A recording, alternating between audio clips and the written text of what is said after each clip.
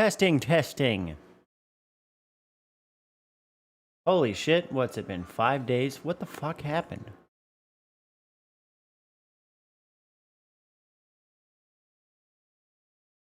Wait. What have I been doing?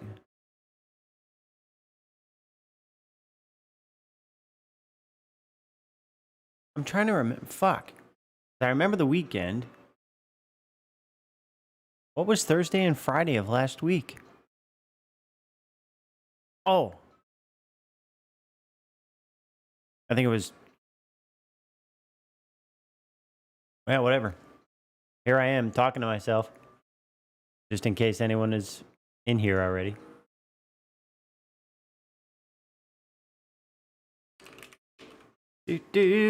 Okay. What a week, what a weekend.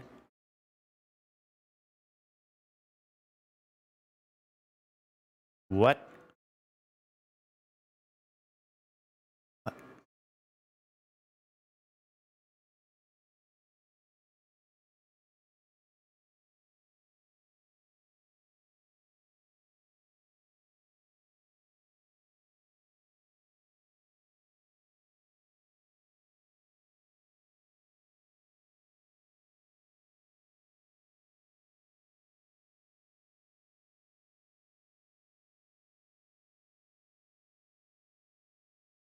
Oh. What's that, dude?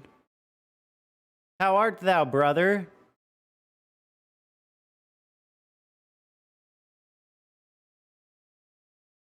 Also, what the fuck is that emo? Gamer K5 woke. Okay. I love the fucking, like, noodling out of the neck. Doing very good. All right. Good shit. All right, let me, oh wait, I gotta leave it this way. Streamed Halo 2 today. Hell yeah.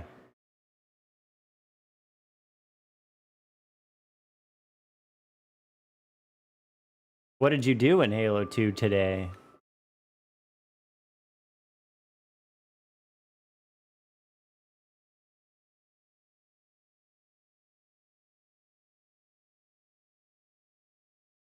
Here he comes. Let me test the, yep, that looks pretty good. Redid that just a little bit, right there. Played the campaign. Yo, Lord! Here it comes. What's up, Freeze? How are you? Good friend. Welcome back. Yeah, I moved it for a minute because I was trying to... I'm still optimizing, you know, it's just the way it goes.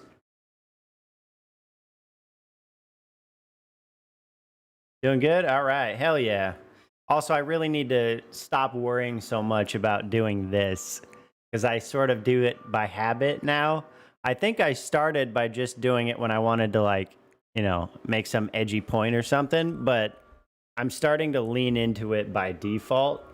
And then I put myself right in the way of the damn text. Although, I will say I could probably stand to shrink this a bit like that. Right? Got stuff to optimize in your streaming setup? Ooh, like what? Freeze, glad to hear you're doing good. Hell yeah. What'd you do over the weekend? I had one. I indeed had a weekend. It was fun. It was productive.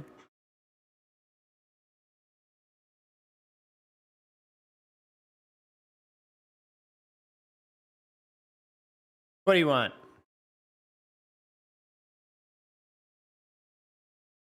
By the way, I can't believe no one has tipped me enough for me to get a hot tub. You know you want to see it. Just kidding. 155,000 dropped frames. Woof. I mean, I've had tens of thousands of dropped frames before, but I don't think 155,000. Didn't do much over the weekend. Kind of just played Friday night funkin' and broke your hands. What? What? What? Is this real talk? Like you broke your hands? Okay, I was gonna say, Jesus. What? Like, that's a terrible weekend. What does that mean when you say that, like in the rhetorical sense?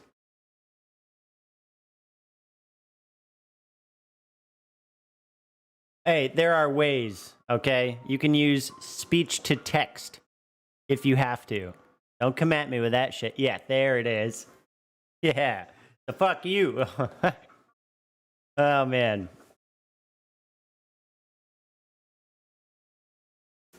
Gonna go do that. Oh, no shit. So it's like Step Mania, right? You ever heard of that?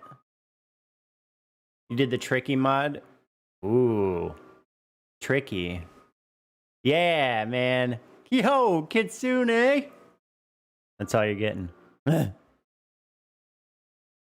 Theoretically, you can also type with your feet. You could type with your nose if you wanted to. Oi! Anyways, yeah, man, Step Mania, shit. Back in, like, I want to say early to mid 2000s, maybe even later 2000s. Step Mania, I was on it. I was not amazing, but I was on it, all right? Don't you forget that. I have indeed played the game. Okay, so like linear instead of up, down, left, right. Also, I've been thinking I kind of want to play Clone Hero again here in the near future. Also ordered a new webcam. Nice. What kind of webcam did you get? Oh, just the arrow keys? Okay. So are you trying to differentiate it from Step Mania? Yeah, that's what I want to know. Which cam? I want to Google it.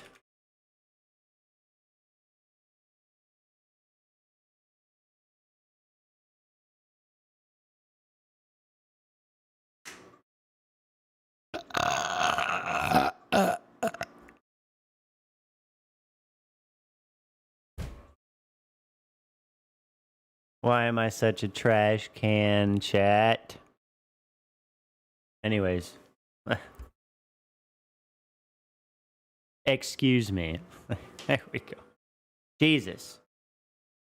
Feel like I owe you guys money when I fucking burp like that on stream.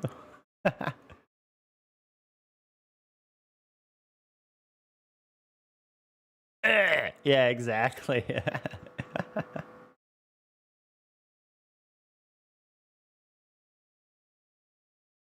Yo, holy shit. Yeah, no kidding. What's up, Jordan? How you doing, my dude? Feeling like shit? Why? Oh, wait a second. Please tell me this is not like, okay, how long have you been feeling like shit? I need to know. Also, I'm going to go ahead and... That's a little better. Okay. Current one is 480p with a 4.3. Yo, you got to love that letter... what or not?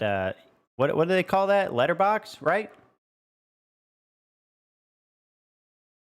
4.3.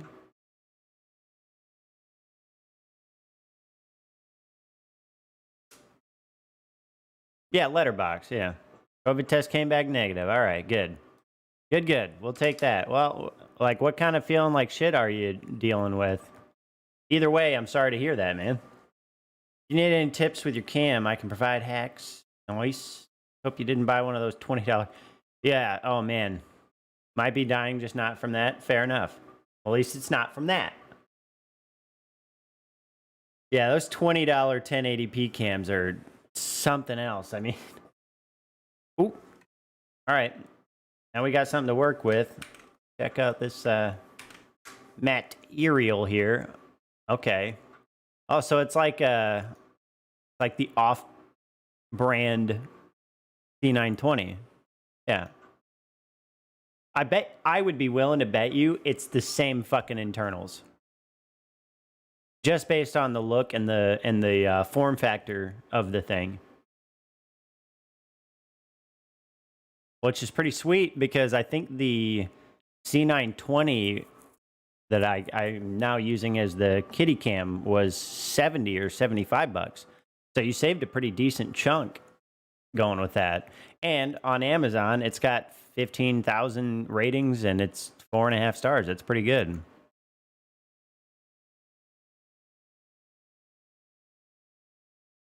What is that? Like a little cover thing. Neat. Oh, okay. Wow. Well, I'm pumped for you, man. That's awesome. You gotta enjoy those incremental upgrades. I'm telling you, because shit, it's how you end up with this type of shit, and it's so much fun.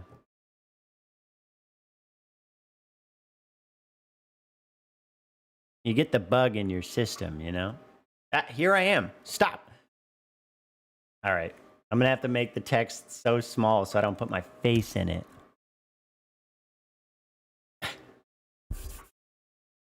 Anyways.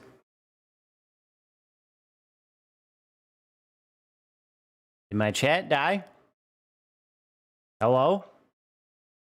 Jordan, did you die mid-chat? What happened?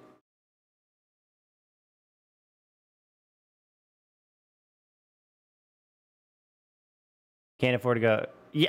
Well, listen. If like, what is full specs, right? And you got to think.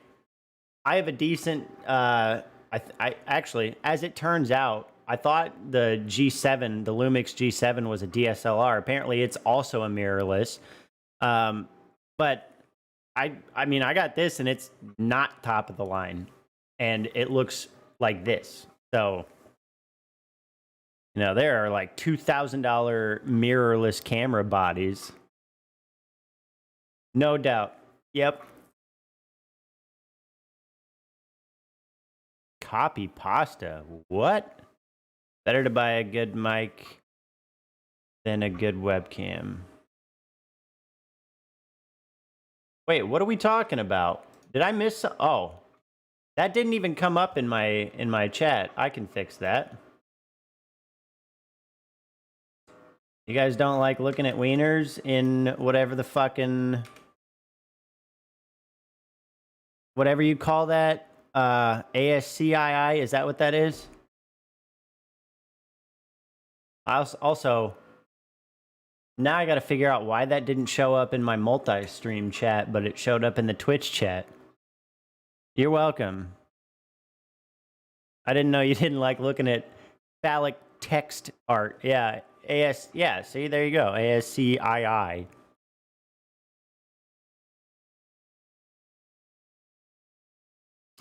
Like, what the fuck is the point? Why? Why do we do these things? Who gives a shit about your little fucking symbol dick?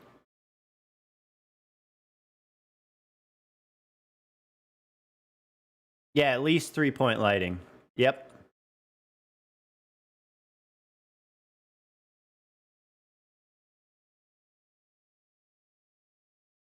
You got your, what do you call it? Your fills, your key, your backlighting. Then you got your fucking wrap lighting. You do up right here and just behind the subject. Helps with wrap. Yeah, I mean, I guess. Like, how many chats do you have to go throw that in and get no laughter before you go, you know what? I could probably do something else with my time. Just a thought.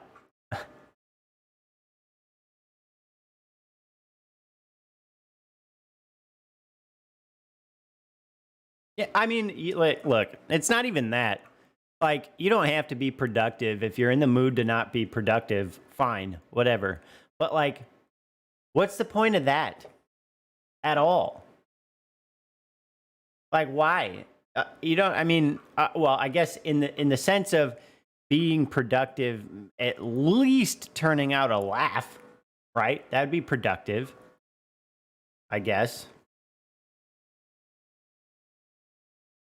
Streaming on Twitch is not productive. That's what I'm learning right now. I actually did the math when I was in a particularly shitty mood on my like financial productivity on Twitch, just because I was in a shit mood. It's not good. You're so lucky I like all of you. You know, like I can't get away from here because you guys are just fun. So, like, even me being on stream right now, not productive. Not in the financial sense, I guess. Not in the learning sense. I haven't learned anything so far. You might teach me something. But in the interactive conversational sense, we're killing it. Yeah, see? There you go. Depends on the definition of productivity.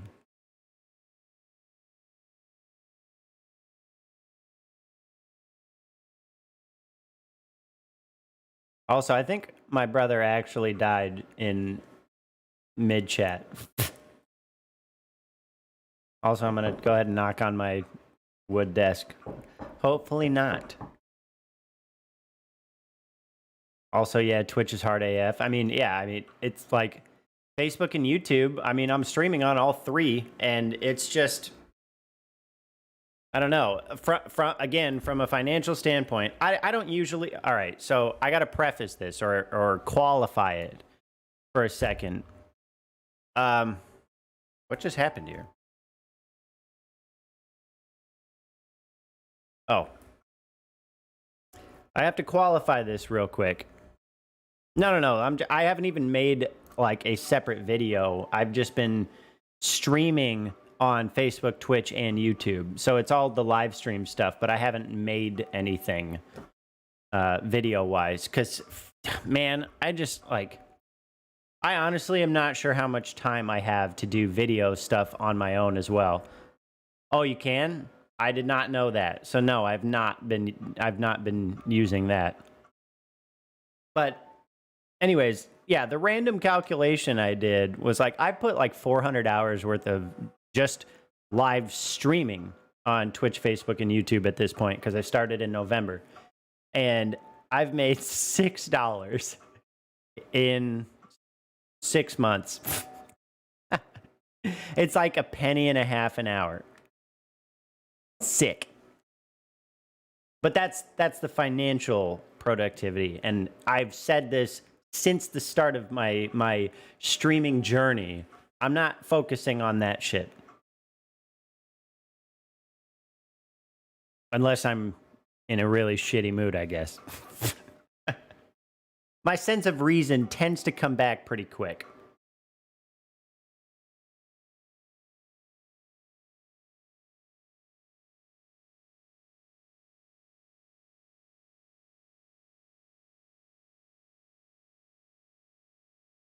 All right. So what do we want to do, huh? What's the sitch? Are we playing a game? Are we watching something? Are we reacting to things? What are all the cool kids doing these days? More than I made in the few months since I started streaming. Yeah, but I mean, here's the thing. Look, I could literally come into your stream. I'll throw you $10. All right. I appreciate you being here. I could throw you $10, you know? Like, anyways, again, I really don't want to focus on that shit.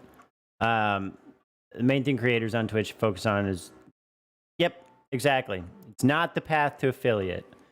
And I'm still really trying to process what I want to do when I get to the point of affiliate level. Because, I mean, it obviously would be nice to start being able to be subscribed to and have bits or what have you. But you're signing an exclusive contract, so you can't stream on Twitch or on Facebook and YouTube, and you're signing away your likeness to them. That's the big one, because I mean, I don't know where this goes, but neither do they. So I don't want to just hand them that shit outright. Yeah, that's another thing. That was absolutely another thing that was a part of the mention in the video I watched about like why you don't want to enter into an affiliate contract. Free rolls kill viewership unless you're some super hot chick in a hot tub or a bikini on just chatting. Like, I know they're there, and I will say, Jesus, right? But you did, yeah. Pre-rolls are not something you want to have on a very small stream because nobody has the draw to you, you know. So that pre-roll ad pops up, and they're like, "Ah, fuck that, I'm out." I've done it.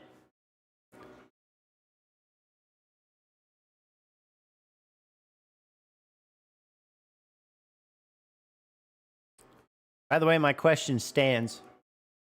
What do you guys want to do? Just do that, Viper? Do I want to? Are you kidding me? Listen. If I could just sit in a hot tub and get pruny all day and use the just chatting section of Twitch as a fucking funnel to make dickloads of money on OnlyFans, bruh, I don't know if I would be an attorney. Yes, that's exactly what he's saying. And by the way, you would fucking love it. I promise. Yeah, also the perks of emotes and money aren't affiliate exclusive anyways. Well, that's, yeah, see, that's true. That's true. And see, yeah. Yep. That's concerning. Why? What do you don't know? Hey, you don't know, all right? You haven't seen this sexy bod, all right? You don't know what you're missing. I could compete with the likes of these women if it weren't for the double standards.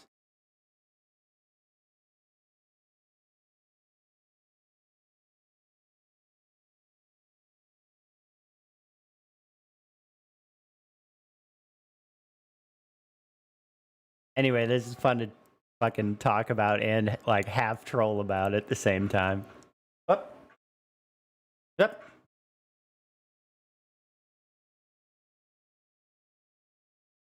Meow meow, she hath returned.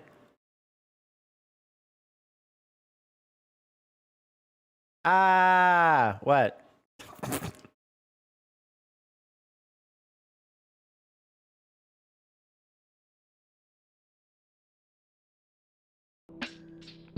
I'm gonna do something real quick.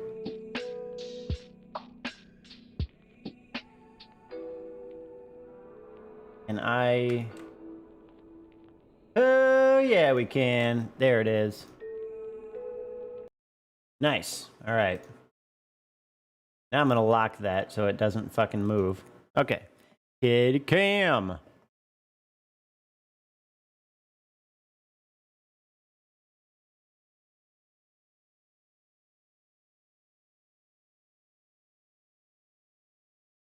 Yeah. All right. So apparently oh, hold on. Where are you trying to go, you idiot? Okay, hold on 1 second. I have to refresh this fucking audio engine. We back.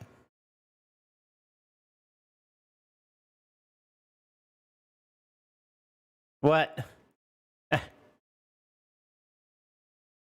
What's with the face?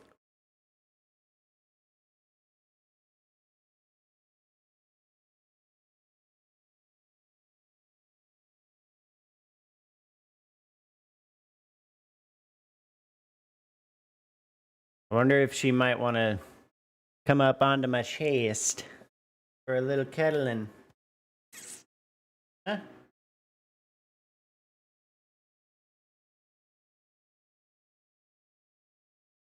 All right. Why do you do that?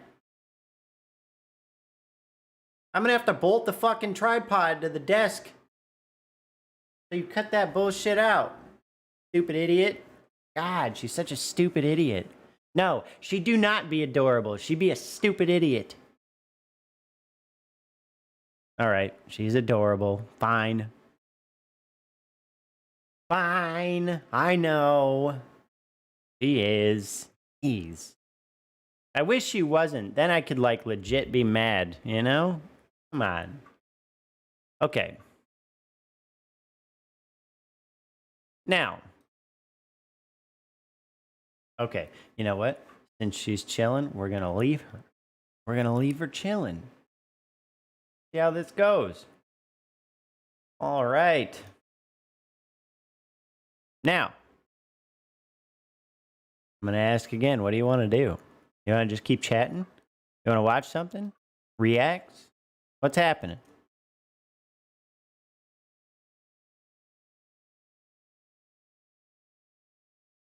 I missed you guys over the weekend. Yeah, I do too. I do too. I just feel like, man, when I do like just chatting, people fucking go quiet and then dip out. So I am all for it. Just keep chatting with me.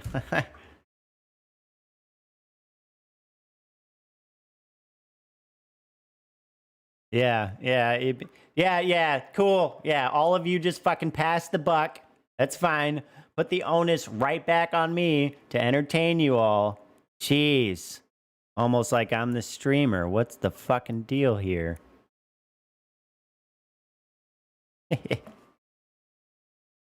Any recent events we want to discuss? Do we want to go over something? Anyone want to try and piss me off about something? Come on. I feel like my viewers, my chat has not really put forth much effort in trying to piss me off yet.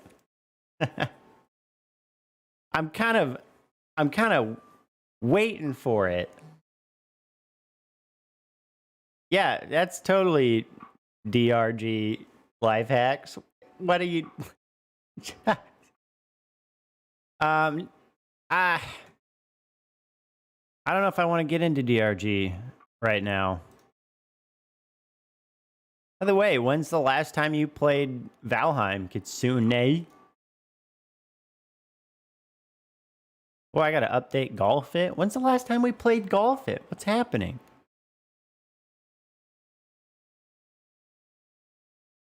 What? Did my brother say that? What do you mean? Deep cock gargantuan. Yikes. Yes. Oh, man. Not the first time I've heard that. It's branding. Yeah, exactly. Kybe used to say that. Oh, that. Okay. There we go. That brother. For some reason, I was still stuck on Xenon. It's a recency thing. Not hating on Kaiba. Like, oh yeah, fuck, I forgot I had that brother.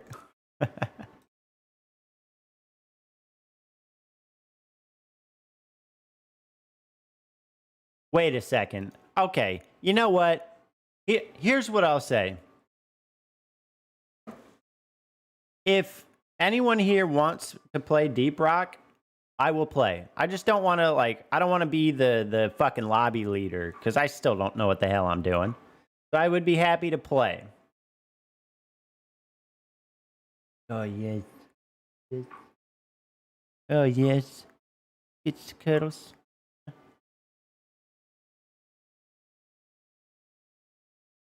Okay, nah, fine. Fuck you.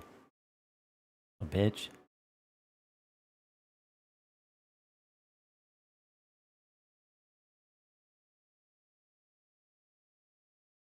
Who's playing? Oh, hey, Loon is playing Borderlands 2. Nice.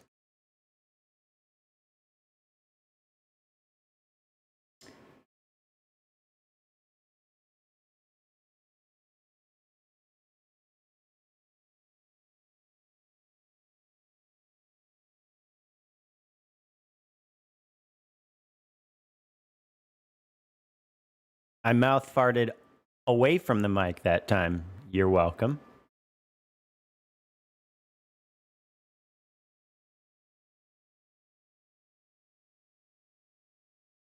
Oof. The Chauvin trials at closing statements. Ooh, the tension mounts. Just farming in Temtem. Nice. Yeah, I when I was watching your stream that one day before I got completely distracted by 3,000 things, it looked pretty cool. It does look a lot like Pokemon, that's for sure. But it looked pretty neat.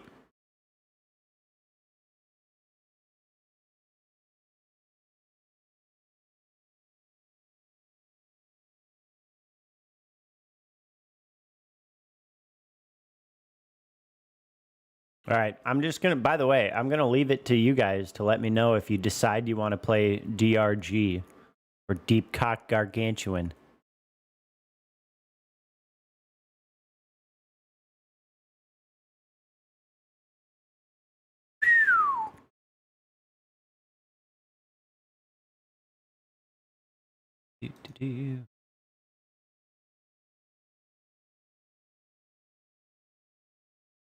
I will give you one bit of fun news. My mom and stepdad flew in for a vacation time and stayed at our place overnight last night, which was fun. We played some pool upstairs. And then they left this morning after I went to work to go to my sister's house where they're going to stay for the rest of the time because my nieces are there. But for the sake of getting some good quality family time in, I'm taking tomorrow off and I'm heading up there to spend the day with them. And Heather's got the day off as well. So we all get to do it, which is pretty cool. You would, but you got to start doing some schoolwork.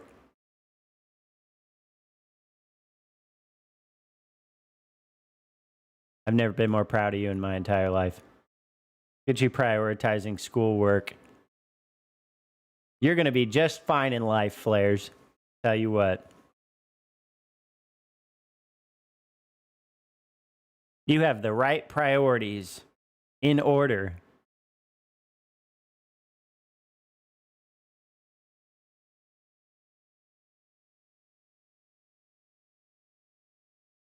Okay, so that's one nay on the DRG.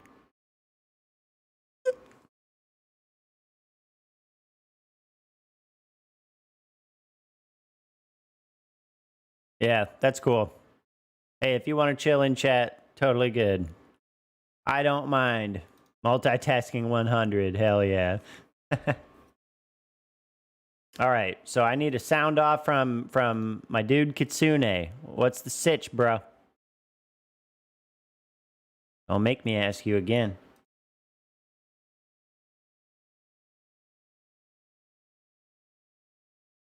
I'll do it.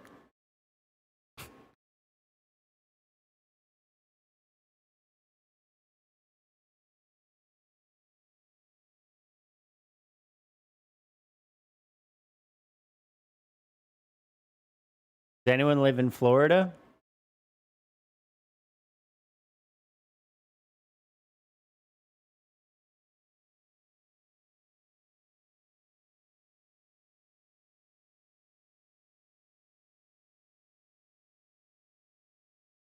I know I'm the streamer. What? What is the point of that? That's obviously not what I'm asking you to say.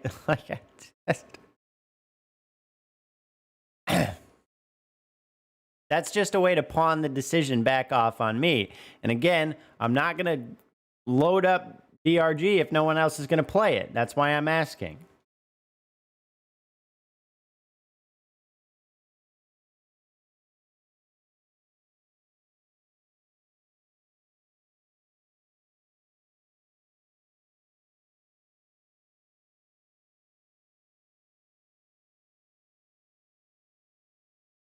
Ooh, Florida Governor Ron DeSantis signed a new bill into law Monday that aims to crack down on violent protests in the state.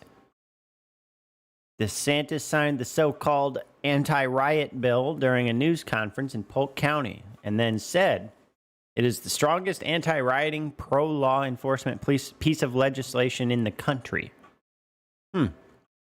What's the text of the law?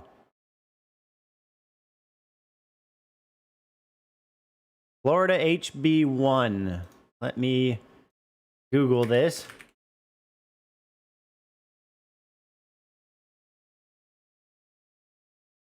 We might discuss this real quick. If I can find the actual text of it. Yes. Wait. I need the actual... Here we go.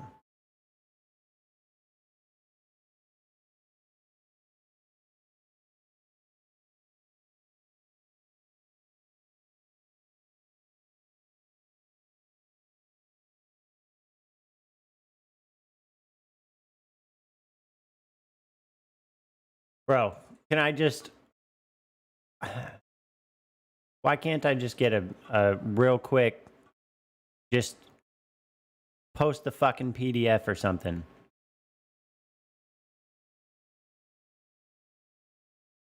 Oh, I might have found it. Or what if you want me to? Okay, see that is a better answer. So I will keep that in mind. I just want... Here we go. Yes, okay. 4:15.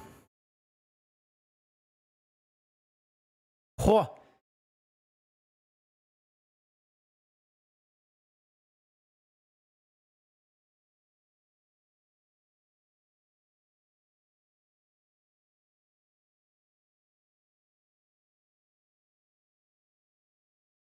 Trying to find the relevant text here.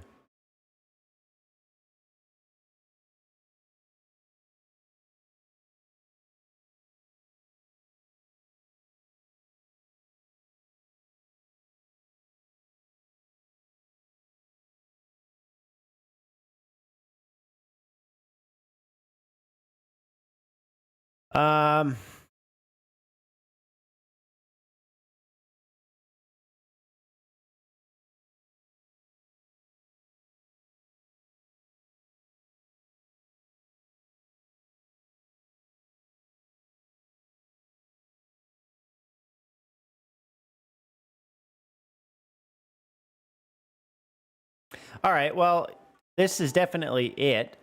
So, all right. Here, let's, oh God, no, wait. I want to copy this chat box setup. And then go over here and get rid of this one. And then paste it. Well, there we go. Don't need two of them though. Believe it or not. And then I want to take this one, delete that. Yeah. Yeah. Boom. Okay.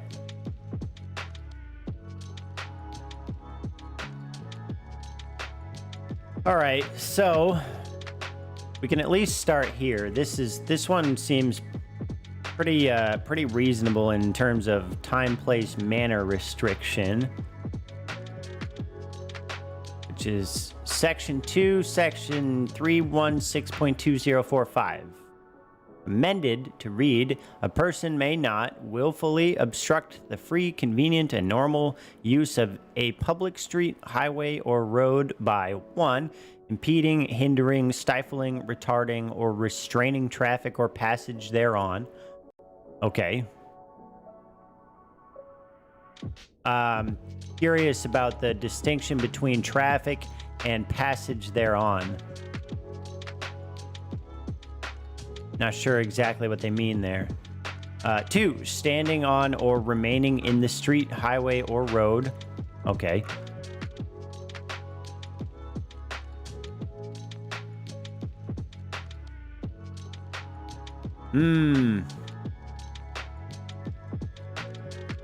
Or endangering the safe movement of vehicles or pedestrians traveling thereon. So, as written or as amended right now, it actually kind of seems redundant.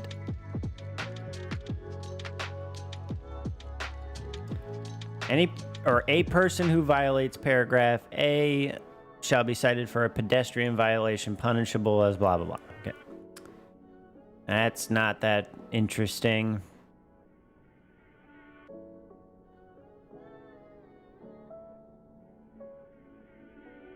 Whoa. Waiver of sovereign immunity in tort actions. Huh. Not reading it because it doesn't pertain to me in any sense. And I imagine it doesn't pertain to any of you either because I don't think anyone in here lives in Florida. Do they?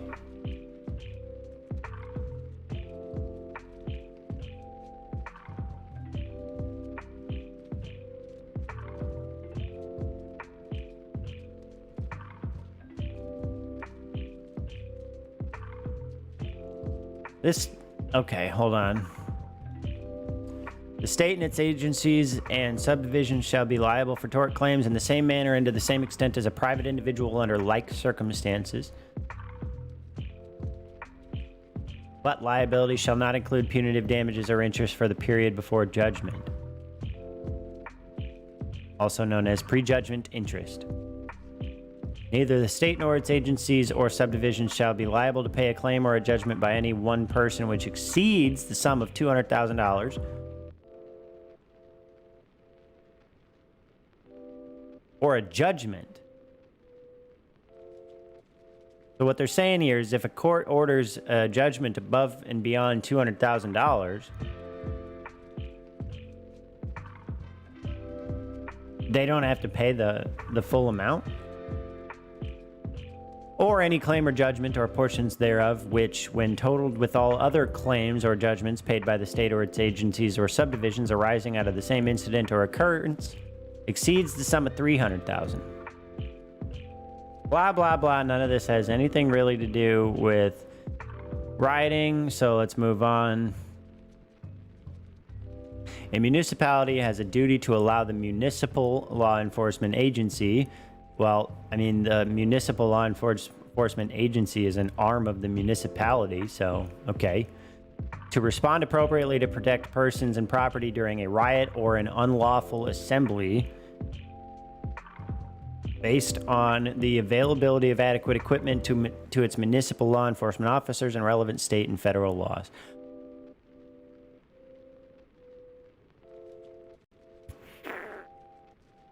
Okay. If the governing body of a municipality or a person authorized by the governing body of the municipality breaches that duty, the municipality is civilly liable for any damages, including damages arising from personal injury, wrongful death, or property damages approximately caused by the municipality's breach of duty. My question is, like, what is a scenario in which a municipality would not allow the law enforcement agency section or branch of it to respond appropriately to protect persons and property during a riot or an unlawful assembly?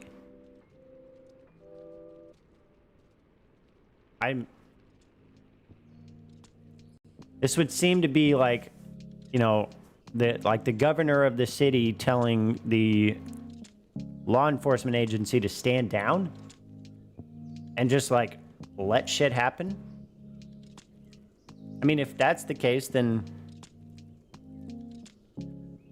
okay.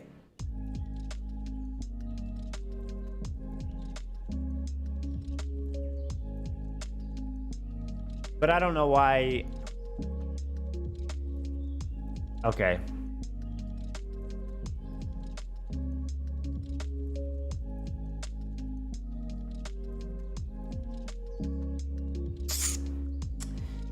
Okay.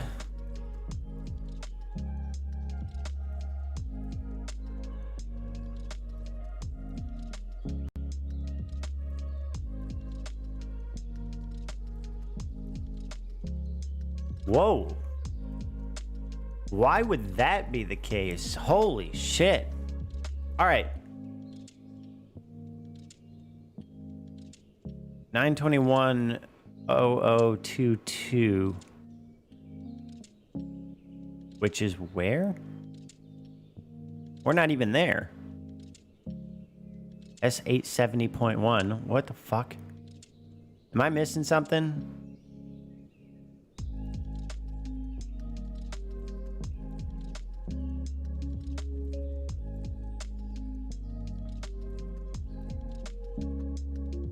I'm confused because we're in section 784.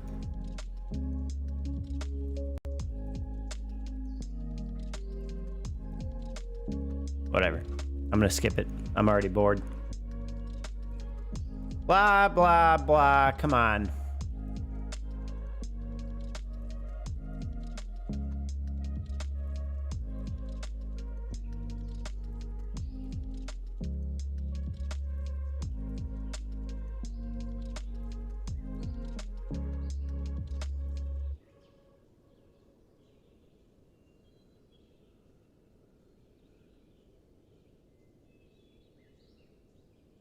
Whoa. This catches me real quick. Let's see. So we got aggravated battery, which is like similar. Hey, does everyone know the difference between assault and battery? Most people don't.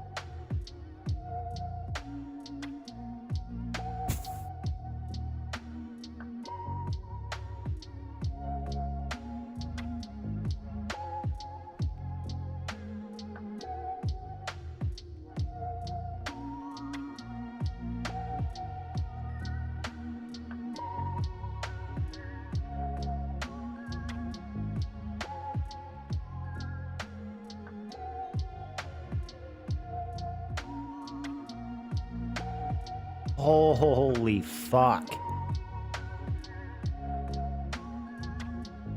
Holy fuck. Here's one.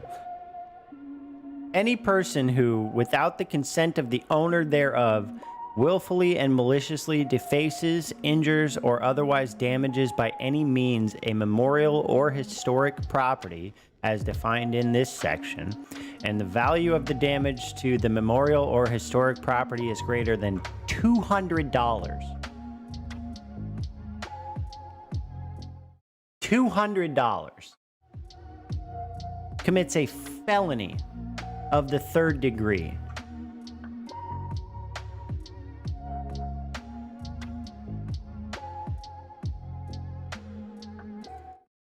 $200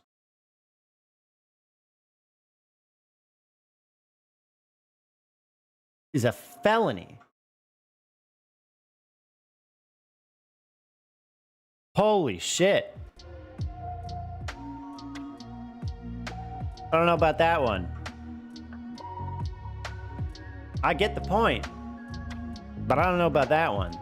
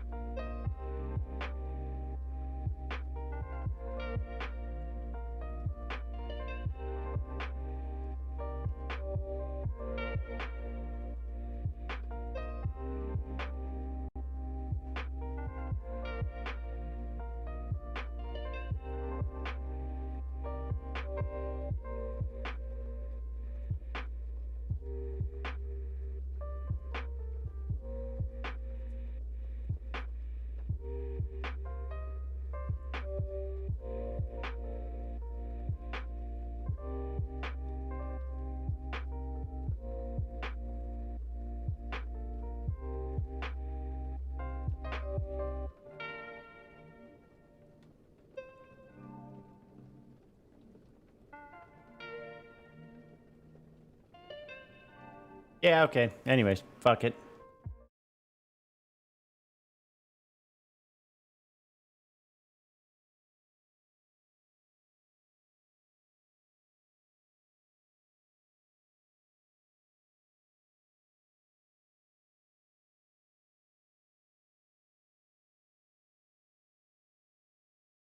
Oops.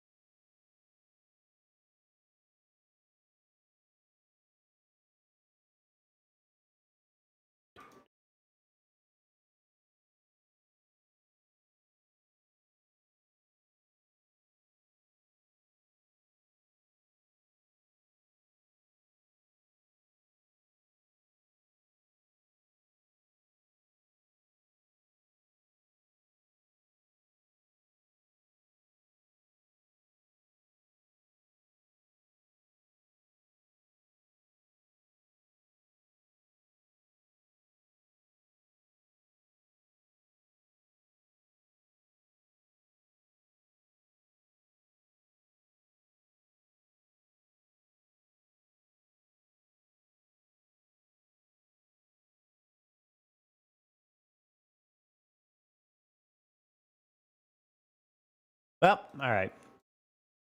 Let's see. Kitsune, can you hear me?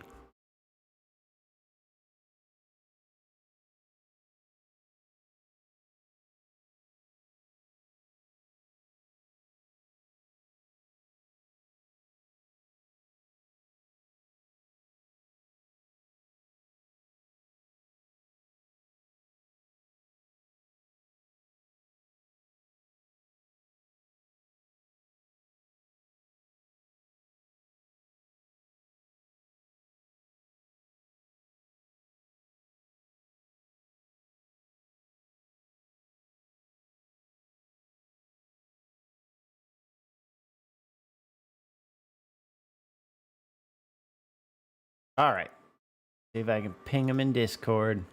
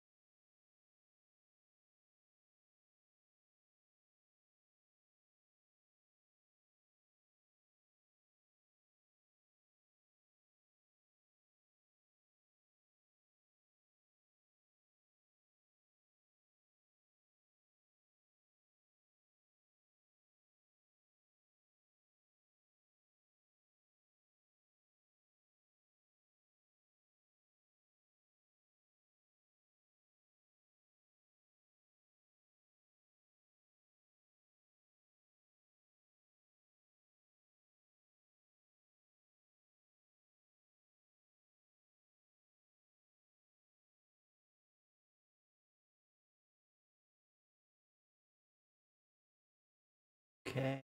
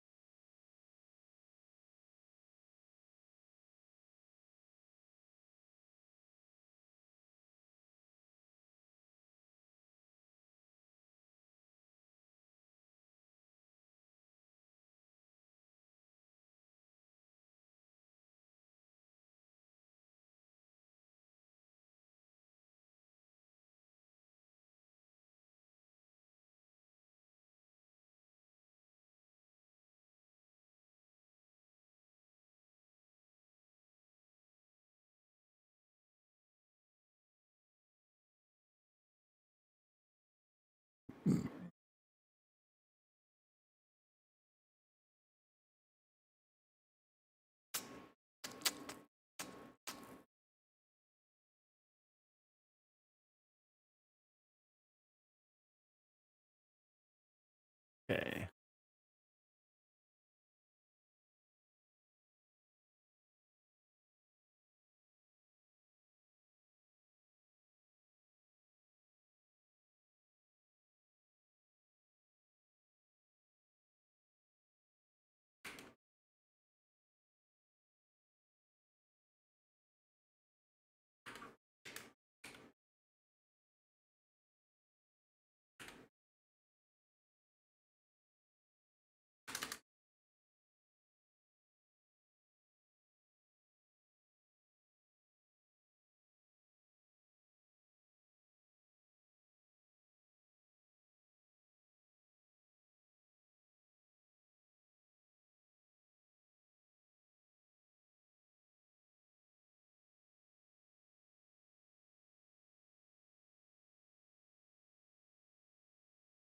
Turn me on. Okay.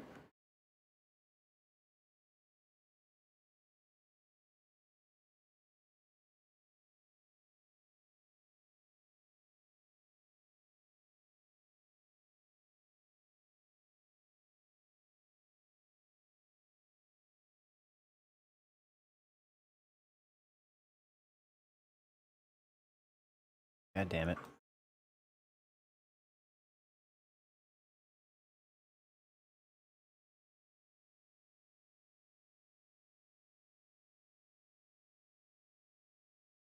Ah, come on.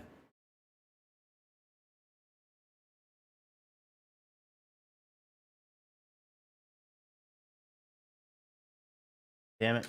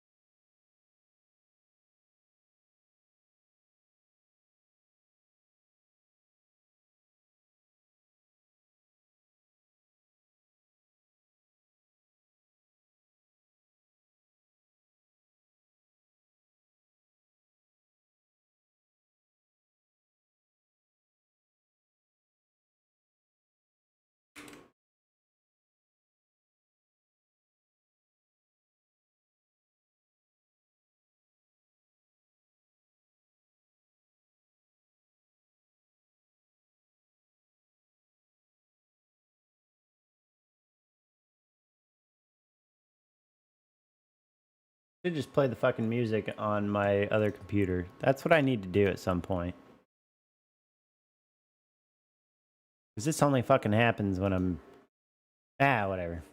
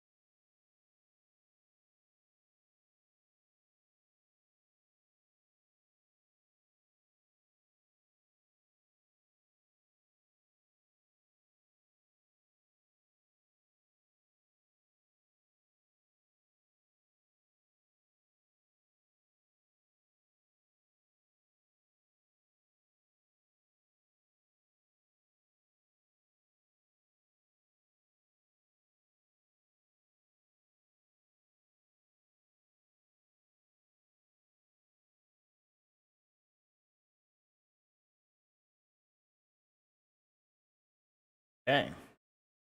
Look at that. See, I did something productive. Because nothing's happening.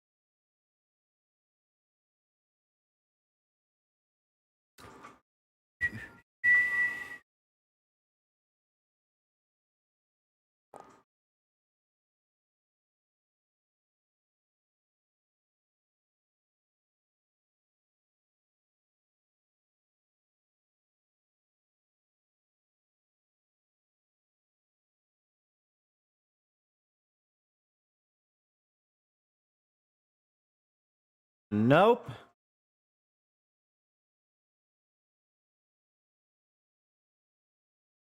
I'm just sitting here with my dick in my hand, as usual. Not literally.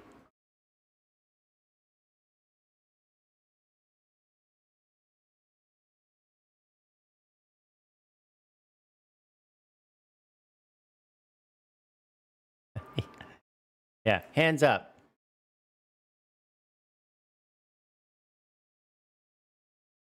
No, I'm trying to figure out what I want to do since chat died. So I was actually reviewing a legal document that a friend sent over asking for review of.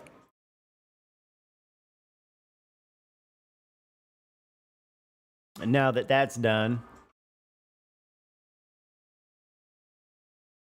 fuck do I want to do?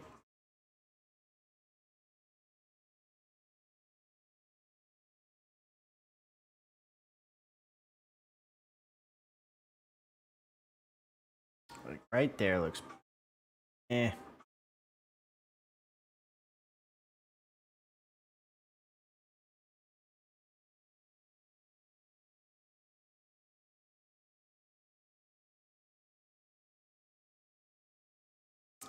Yeah, let me look up this Risk of Rain 2 thing. I mean, I have games to play. It's just I don't know.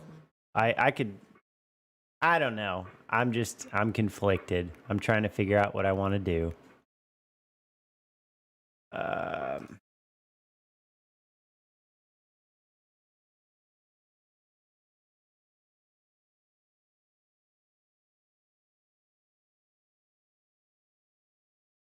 Come on. Thank you.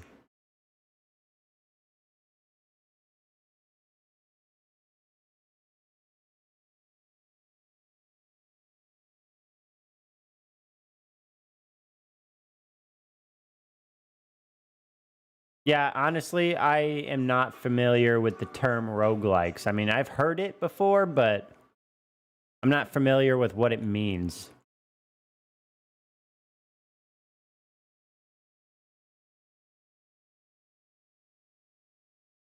I'm watching the video right now.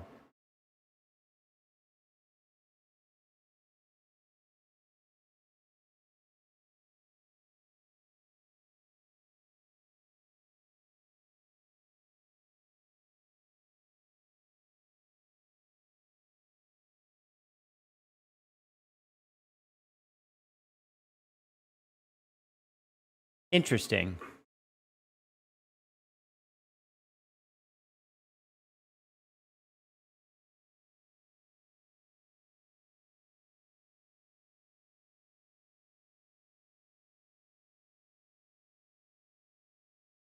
So, roguelike is a game where everything is mostly random and you rely on gameplay sense.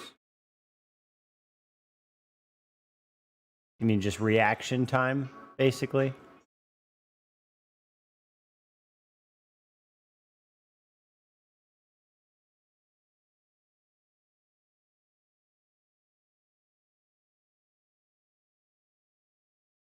Huh.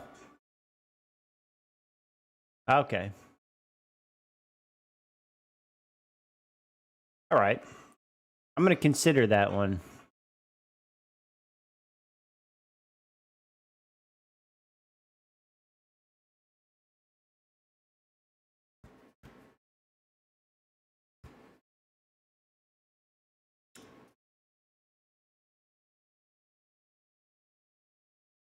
Yeah, I've never played that either. Heard the name, but don't really know anything about it. You know, I was actually expecting streaming to help with my knowledge of the overall gaming world, and it seems that's happening. Like instances like right now. Yeah, so I feel bad to say, like, I don't know what the fuck you're talking about. But eventually I will. Maybe. I don't know.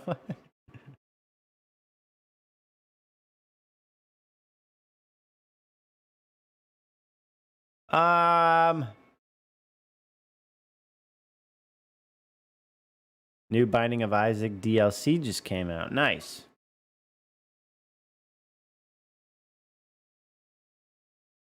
Let me look that up real quick.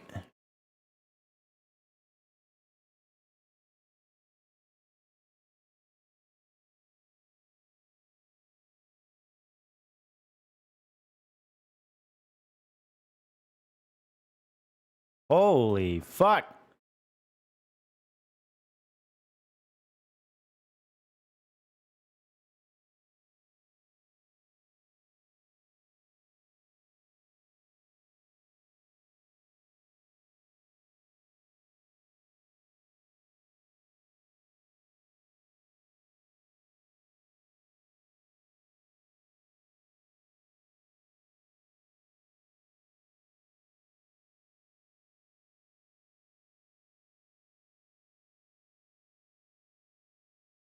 Yo, should we get the $5 Binding of Isaac game, the original, and give it a shot, or what? Or is this something where like you're supposed to...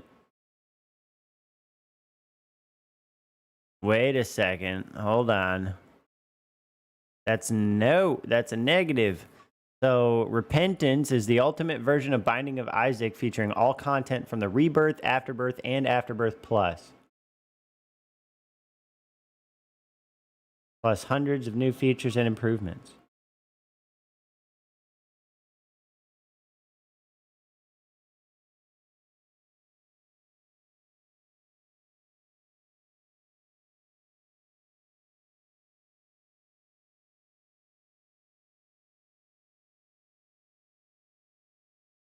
Looking up another video real quick.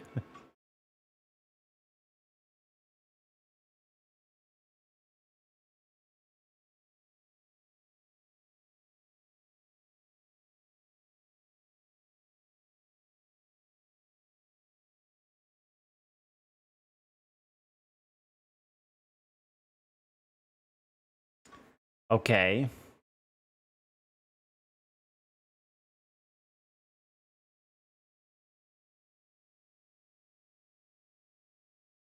Deuteronomy, though.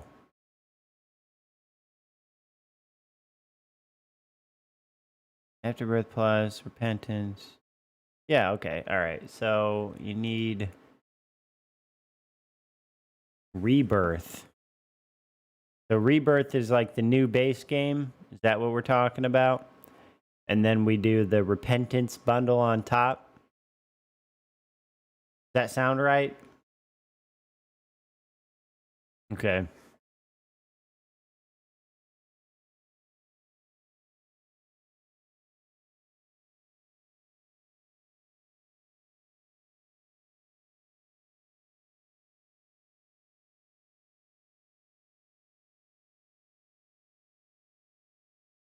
This fucking video is so disturbing.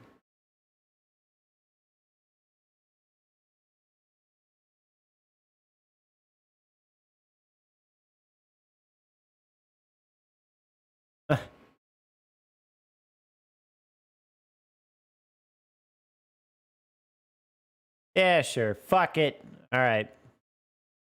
I'm going to buy the Binding of Isaac Rebirth. Let's see how this goes. Oh, God.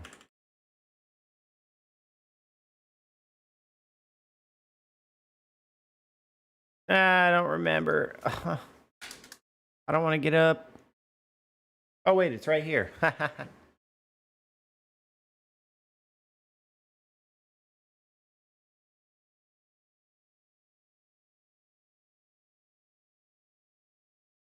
Ah.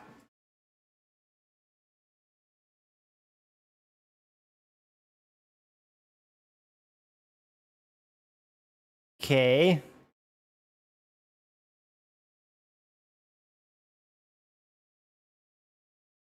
Yeah, got it. Got it. Okay. Can I...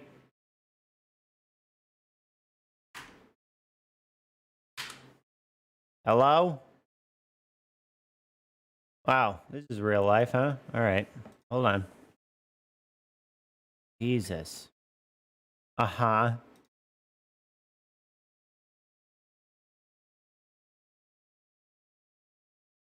Yay!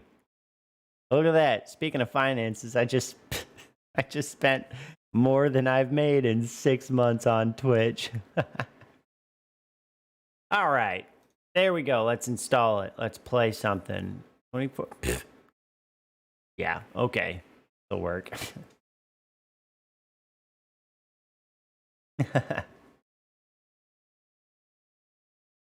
Yeah, apparently Twitch is not a way for most people to make money. Got it. Good thing I didn't quit my day job. Jesus.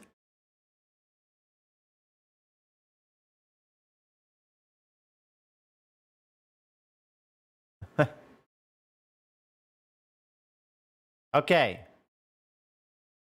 We're going to try this.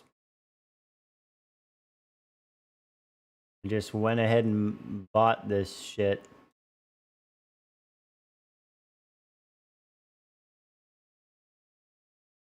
Well, if I had enough time, I would do YouTube videos, but I have too much shit to do. I can't do all this stuff on my own. I probably would if I could because I'm pretty fucking particular, but you know, here we are.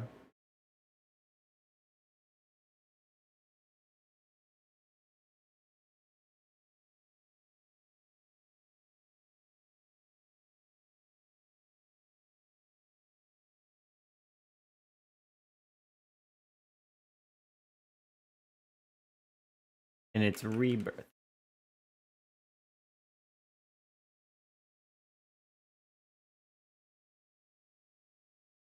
Yes.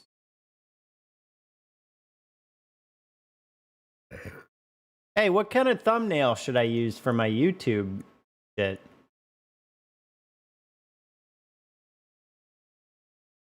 Is this something where you're supposed to do a thumbnail, like a different thumbnail every day or what? Because, again, I don't fucking have time for this.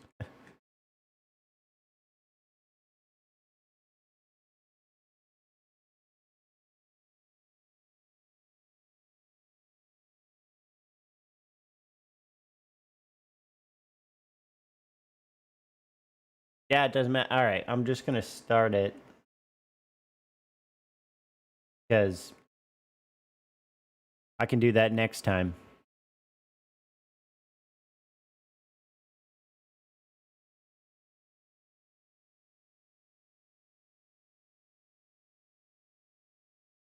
Yeah, but see, you got to have some, like, some level of graphic design experience, and I've got, like, just a hair above none, which is not what I would call some.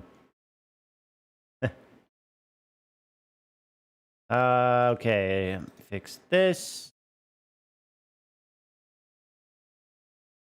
Your son has uncorrupted ice.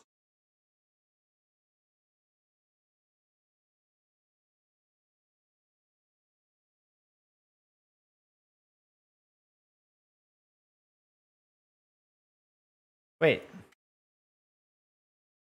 Oh, well, so hey, okay. This is one of those. It just, god damn it. Yeah, I know. I'm trying to, how do I full screen this shit?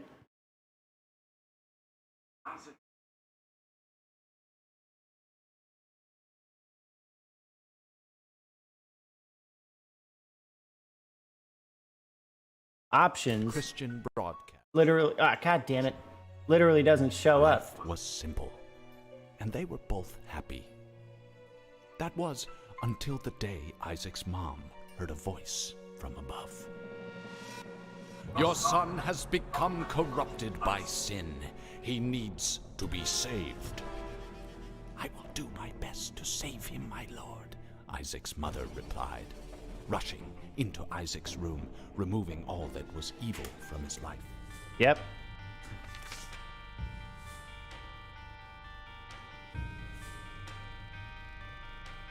Okay. All right.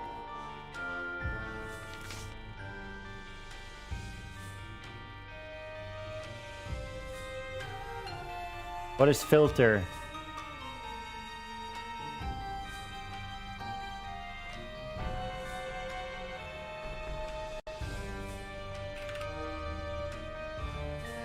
All right.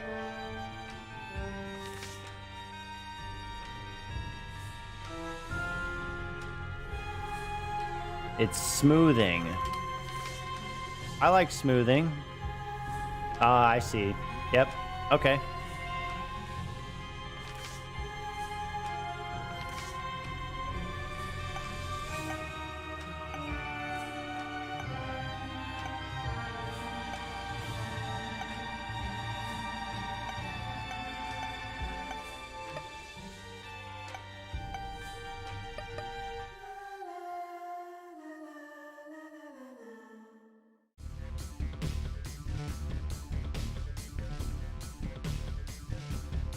And then,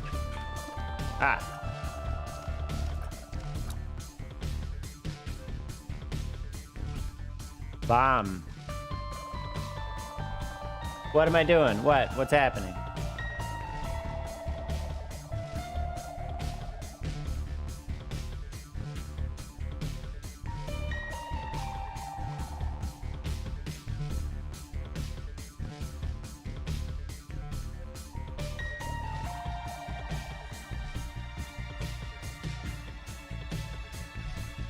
Well, but I don't know how to do the bomb and the item.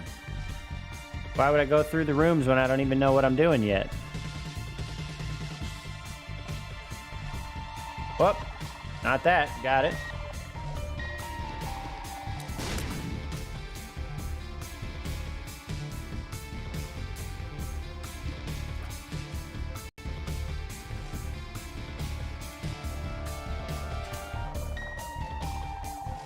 Okay.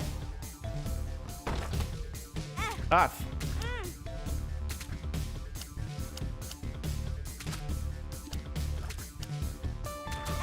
Fuck. This is... I'm gonna uninstall this game right now. Dear Diary, today okay, fuck off. But you have no item. Yeah, got it.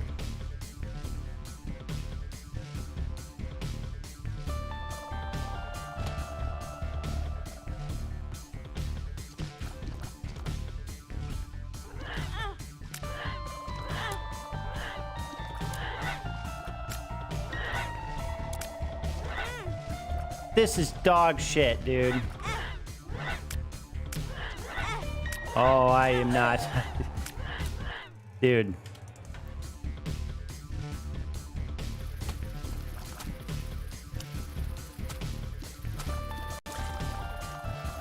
Fuck. Okay, I gotta start playing independently of the...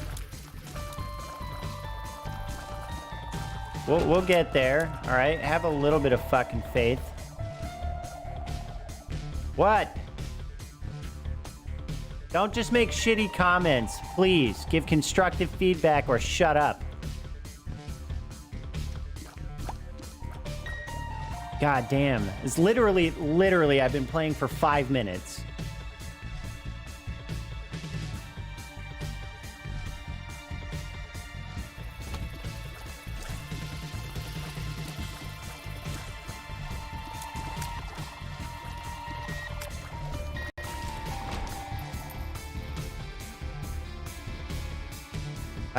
How do I get, oh, bomb?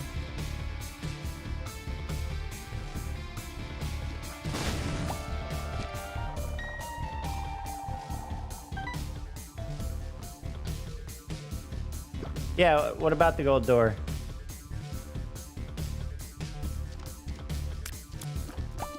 Okay, all right. So you gotta like really get used to the independent use of these your hands, I mean, like the different sets of keys. Basically what you got to do is go through all the rooms. You're looking for gold doors. Those are item rooms, and then okay, thank you. That is helpful.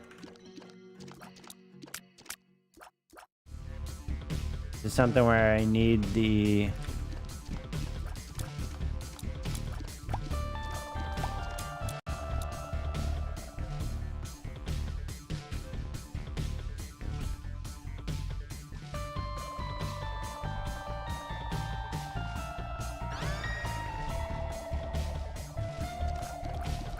Okay.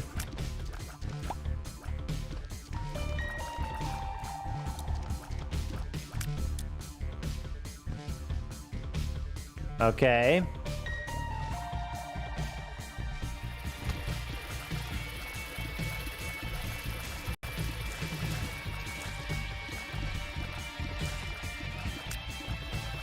Ah, fuck you. See? Look, I figured it out.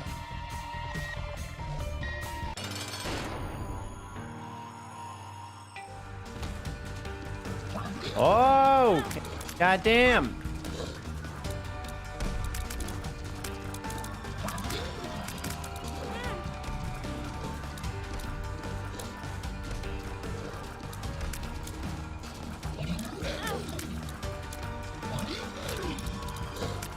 I didn't mean to drop a fucking bomb on the random bullshit. God damn it.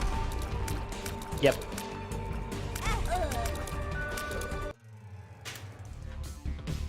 Okay.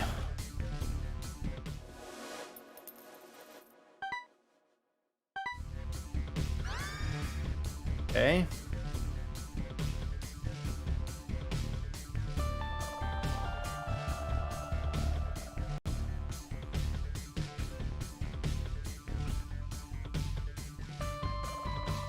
I'm not seeing it on this end. I don't know. All right, so how do I... Do I just... Was I supposed to do that?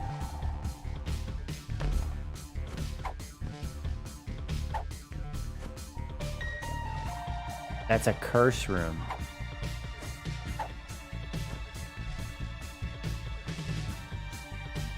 Okay, so like what the... What are these things? Is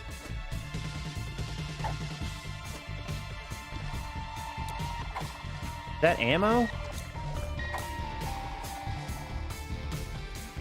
Boy.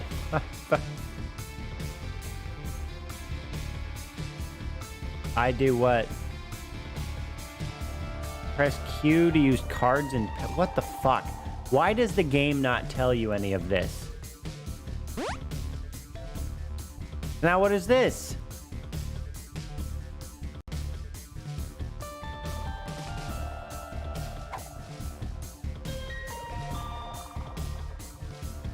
What, this thing is worthless?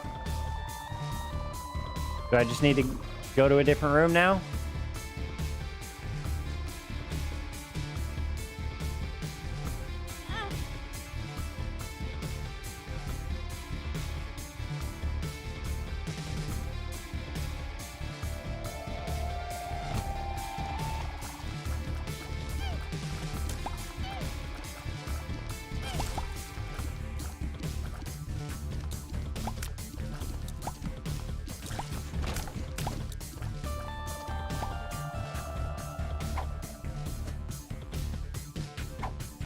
What?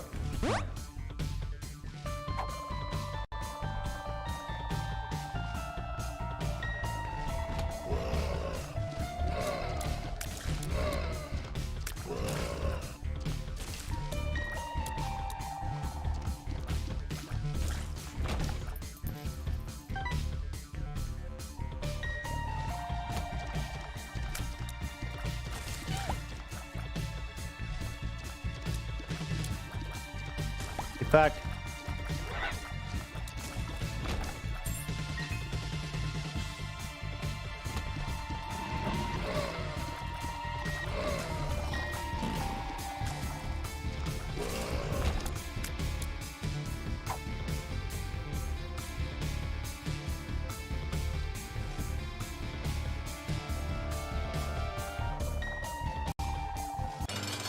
Pills can up stats. I don't know what pills are. Notice how in the past 5 minutes I have gotten zero instruction apart from you guys.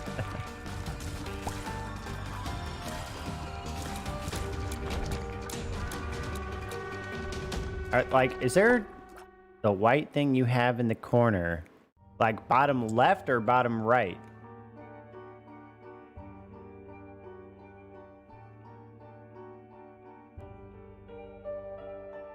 Okay.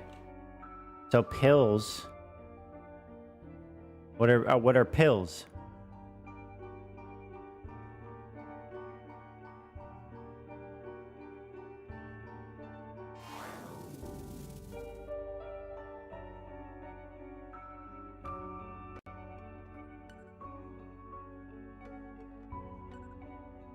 Am I supposed to go in the hole?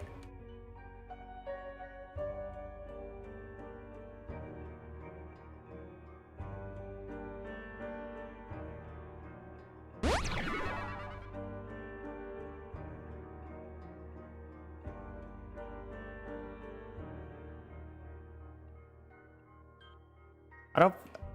Did I do everything here already? Thought, like... Hold on.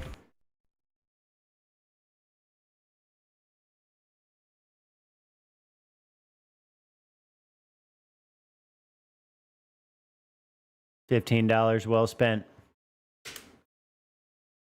How much time do I have to refund?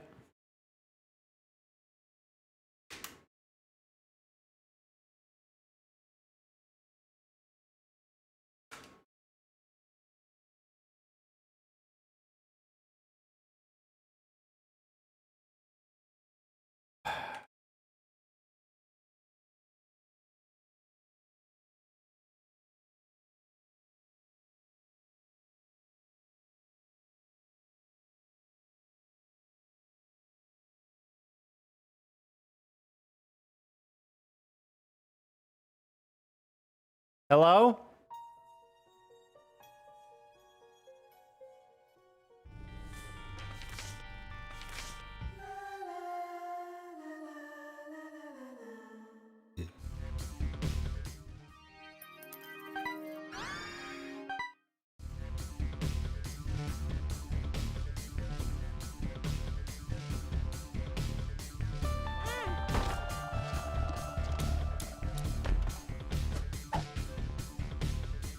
Okay.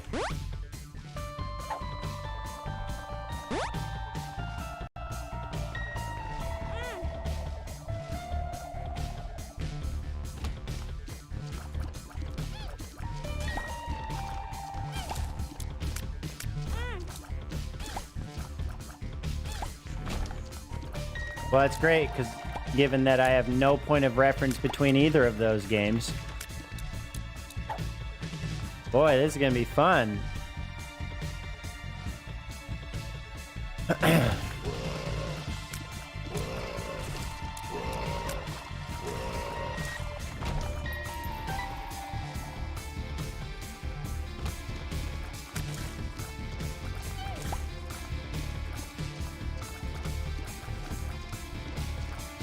Come on, you fucking turd.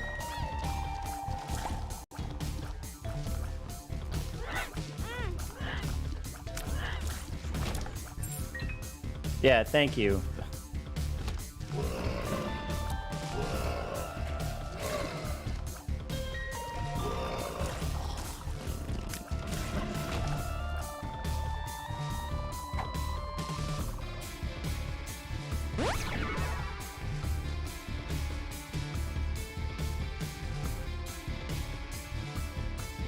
Okay.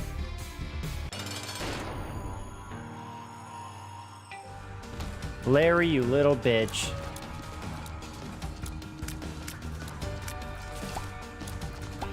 No!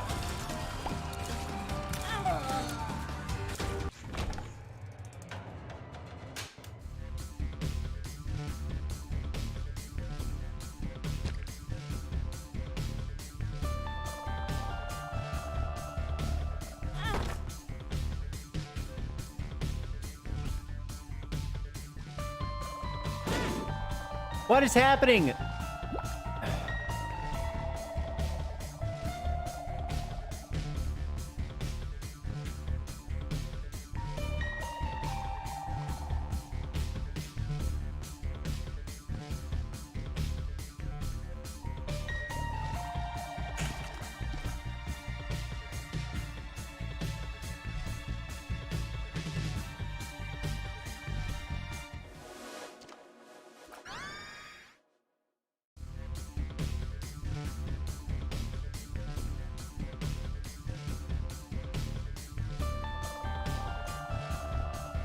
Okay.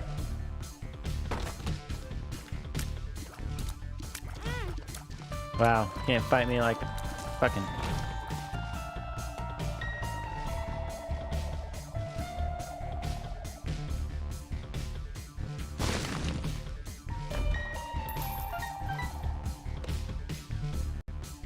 Do I need to go back in here and... Should I put a bomb right here to get these other ones? Will this work? Or do I need 2 of them?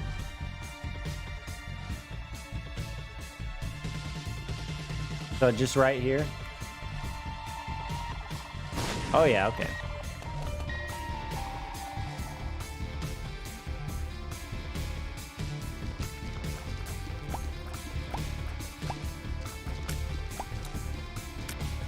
Whoa, whoa, oh, you gotta...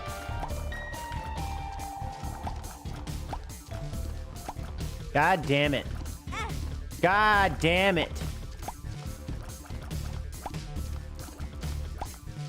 Are you fucking me?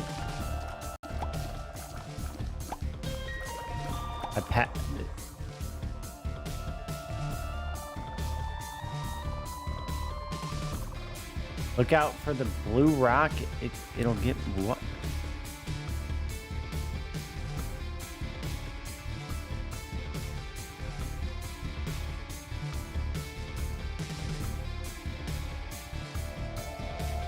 Fuck you talking about? I passed by.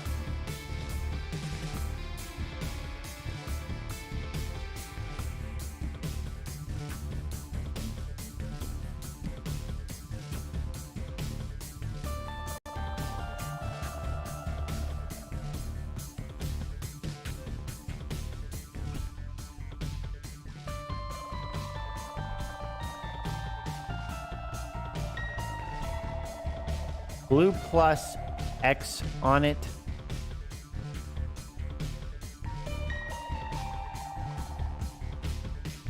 What? Oh, this? Is there...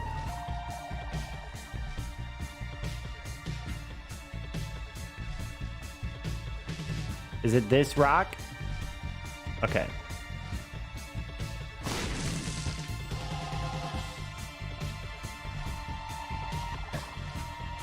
I gotta point out, it irritates the fuck out of me that there's no explanation of any of this shit.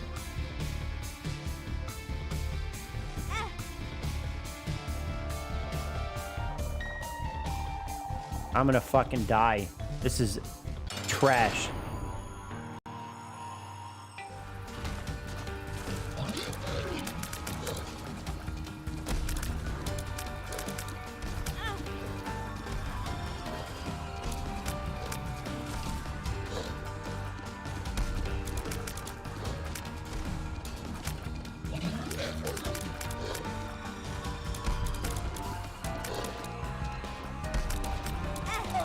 Fuck this game! Yeah, you got most of your information from outside the game, which in my opinion makes for a dog shit game, at least at the beginning.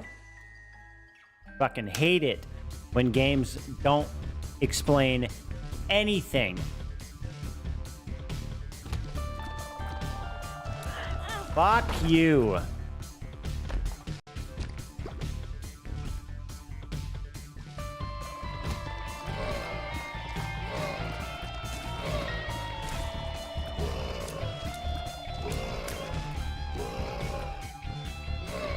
Come on, you idiots. Wow, even the fucking walking body. Fuck.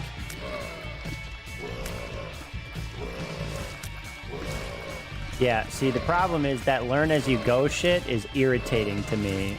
Like, I don't know. There's just so much stuff you can't anticipate. And that's what makes the steep-ass learning curve. And I guarantee you're pushing people away from games like this. I mean, maybe I'm just, like, literally not the right person for that kind of thing, but struggle bussing it through the beginning of a game just for the sake of learning the mechanics is irritating to me.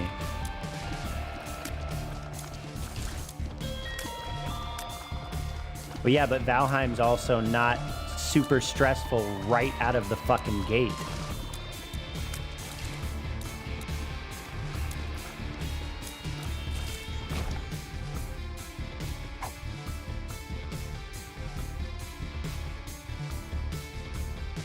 Yeah, I've like that. That's the thing. I have no idea what I'm doing. I mean,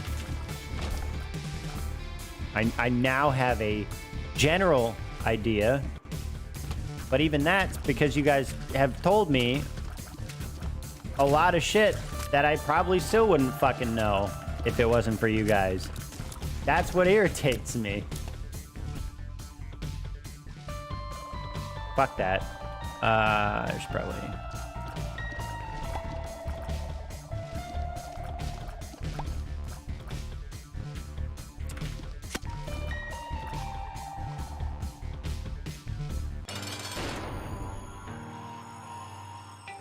All right, come at me, you little bitch.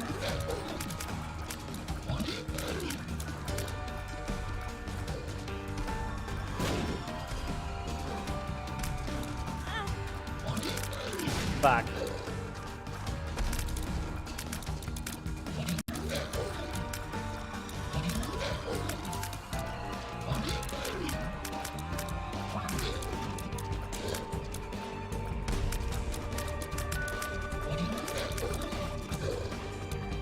Ah, god damn it.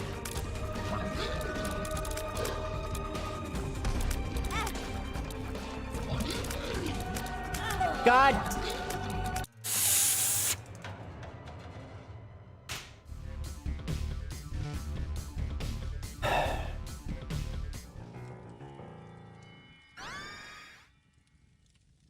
I'm never taking a game suggestion from you again, Freeze. I just walked over that. That's how mad I was.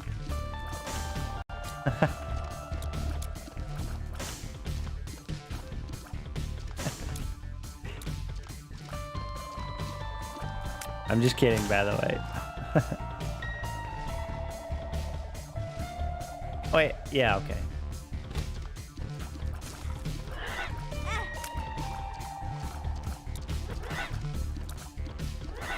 God damn it, dude.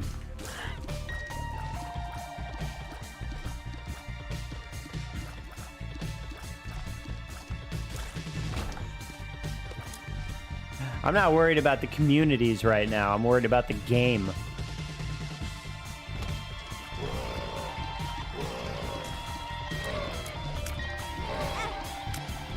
Fuck off everything.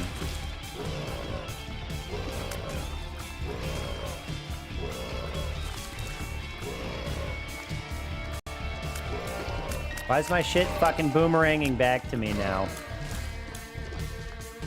Is there something I haven't used? No.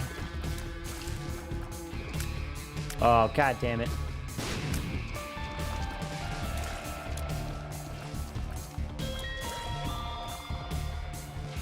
That's great. I'm so glad. You made me jump head first into a fucking hard game, you dickhead.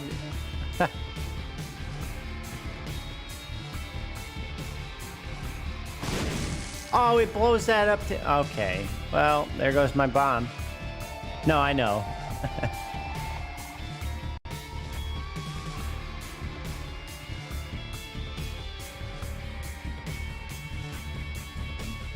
No, I bought it because it was like 15 bucks, and I was like, all right, I guess. Oh. You bitch. There you go. Yep.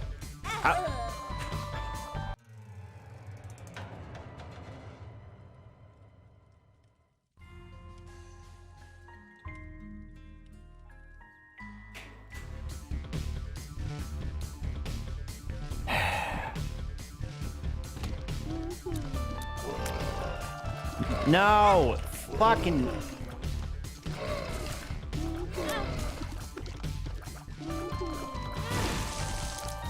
This is absurd, dude.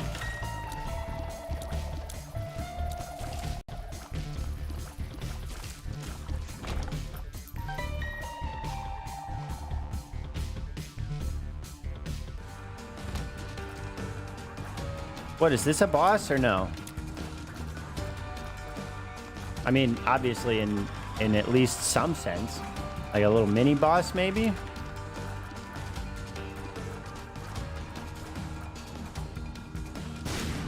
Oh, good. Oh, good. I made my problem worse. Maybe that's the 50% mechanic. Yep. Maybe. This is fucking bullshit.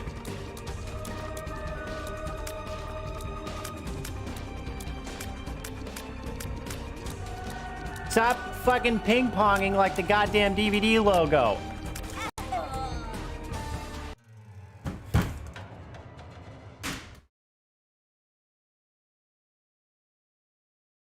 Where did it go?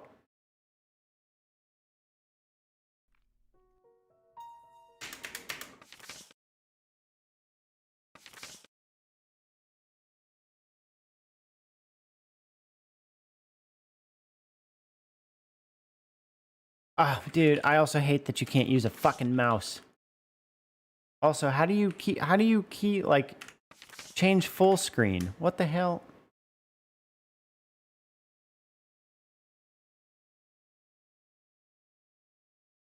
Why is that? What do you mean?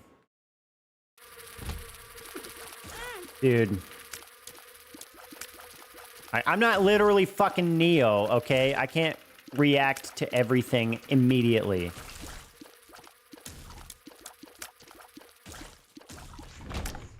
What's a new run gonna do? I'm just, you know what? I'm gonna stop asking questions and I'm just gonna play.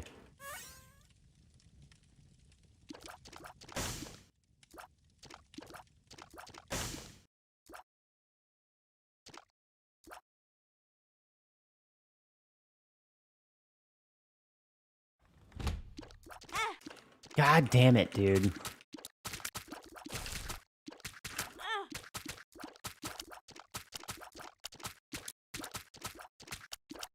I don't even know how to use it, so it'll be fine.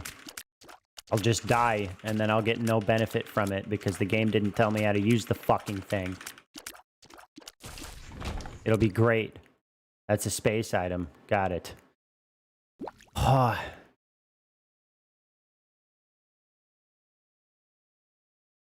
Alright, I already went in here. Should I just go try and do the boss? Like, what am I... Oh, that's fantastic.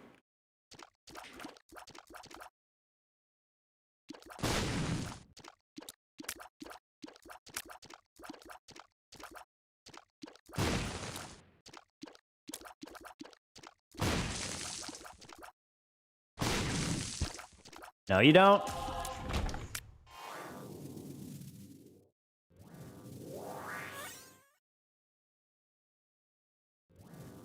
Reusable bomb buddy? No, I didn't mute music.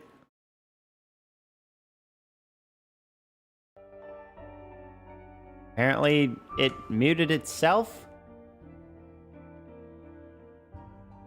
Hold on. Let me at least get my feet massaging while I'm doing this sadistic bullshit.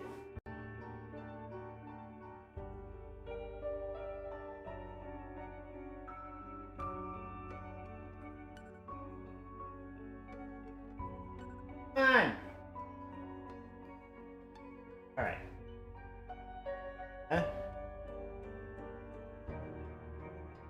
Yeah, really grind them up. All right.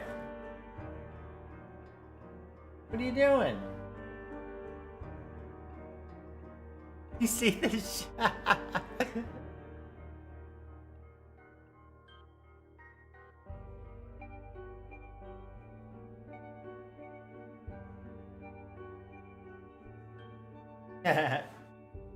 Holy shit.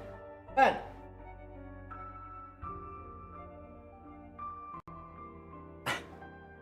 Hey, I'm trying to rage over here, okay?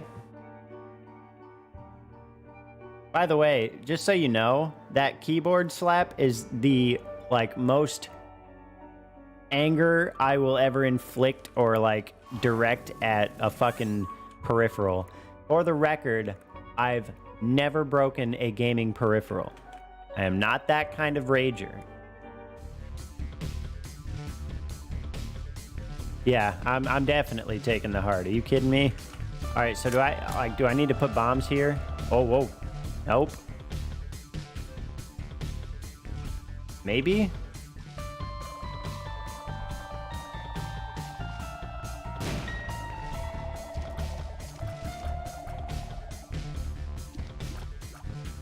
Oh, wait.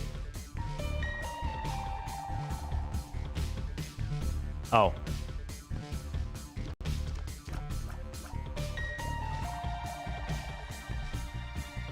Oh, well.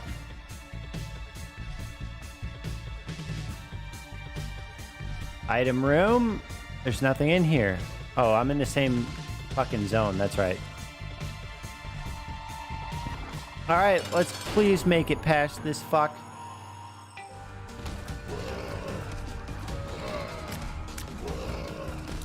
The other key room is a shop, but you have no money. Yeah. Oh, god damn it. Wait, how do you do that? Ah, there we go. Oh, fuck. Okay. I think I figured that out. Fucking bullshit.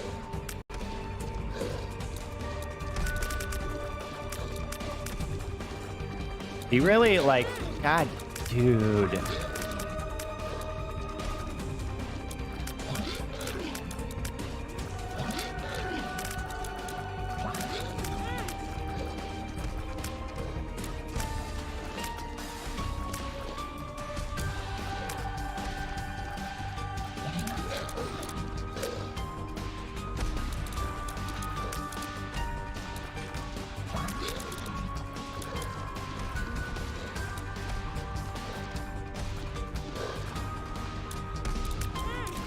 Dude, if I fucking die, I'm gonna be so mad.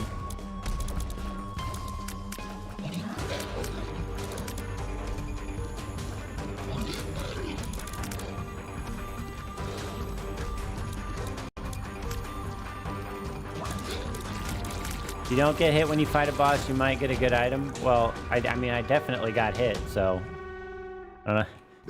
Let's slow our roll just a little bit, okay?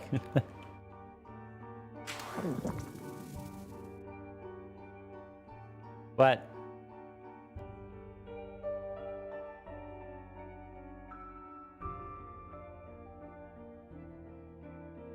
Pog item? What item?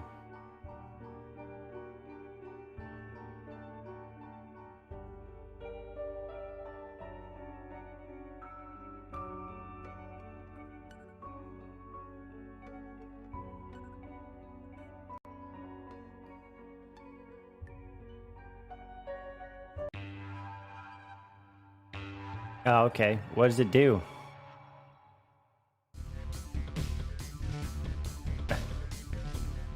Curse of the Maze. Alright, I'm uninstalling.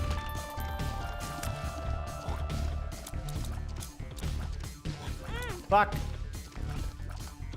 Well, you got just an all stats upgrade, gotcha.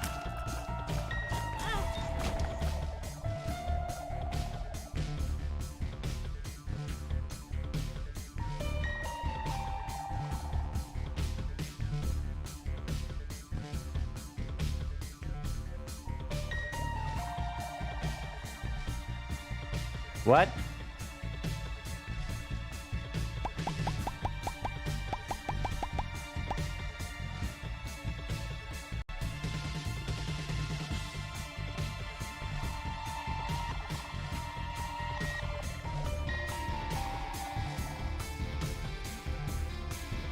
That's all right.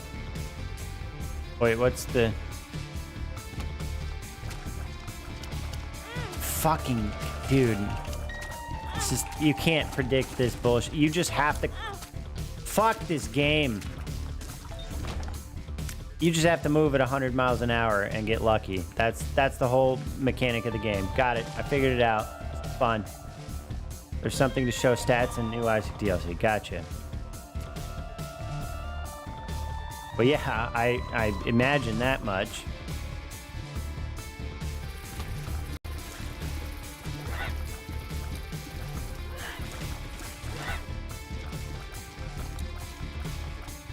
Oh shit.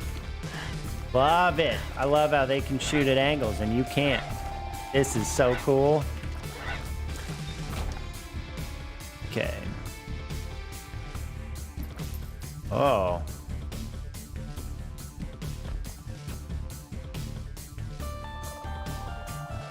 What? Just what?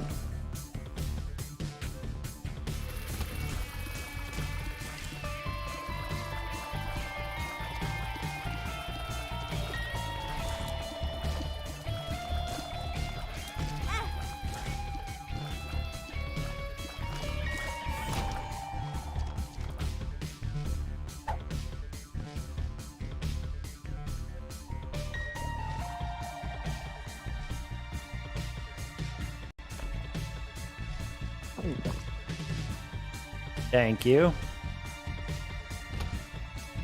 Oof.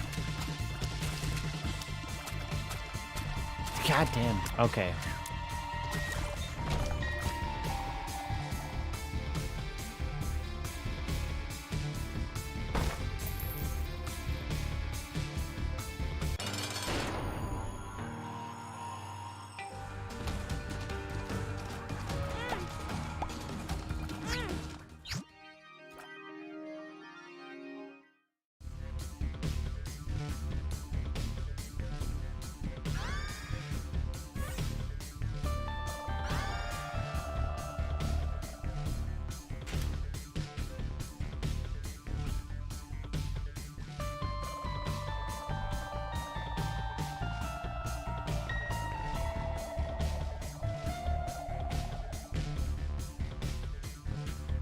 God damn it.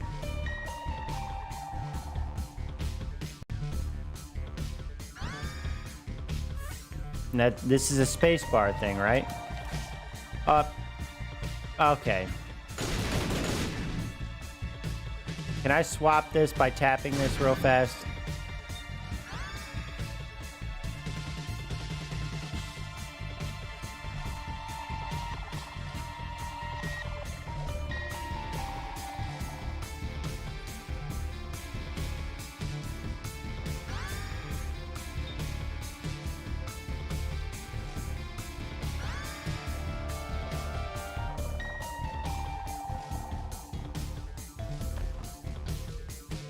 Of course you do.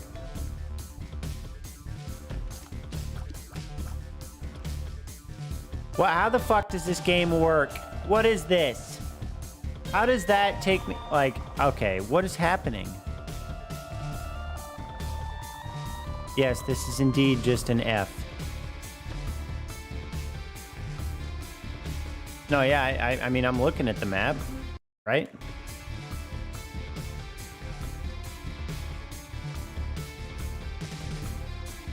Oh, it's that bottom left thing. Got it.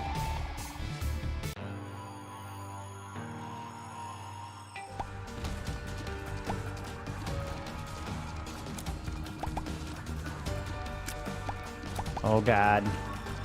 Oh, God.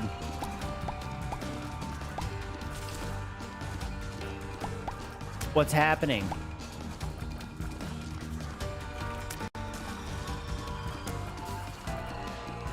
Fuck!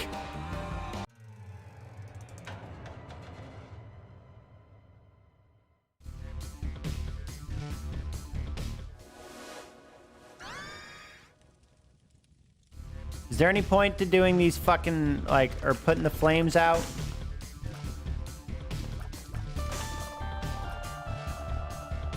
Actually, Pog? Well, that's good.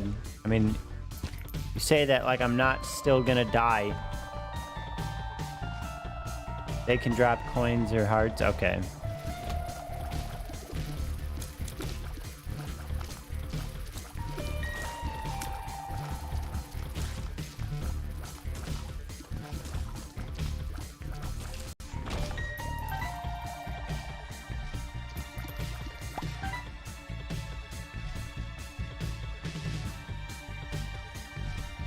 From one hit in a room. Gotcha. Cool. Fuck off.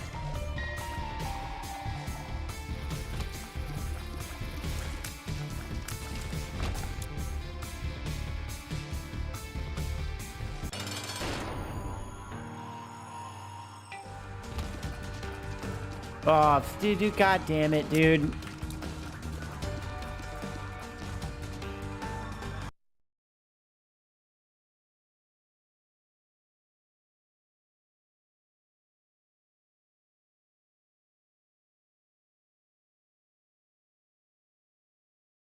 Okay.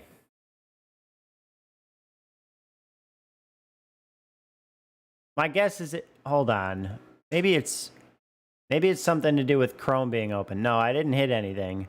But it could be this fucking audio engine goofing up, which only seems to happen when I have either YouTube or Chrome open. I don't know which one of those things it is, but all right.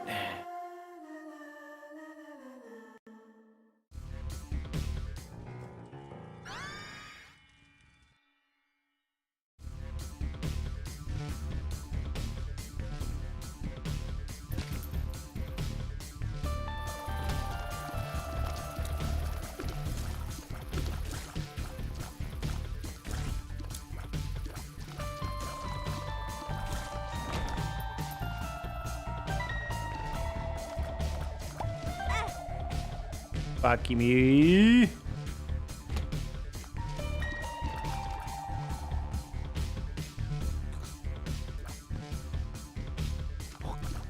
God damn it. God damn it.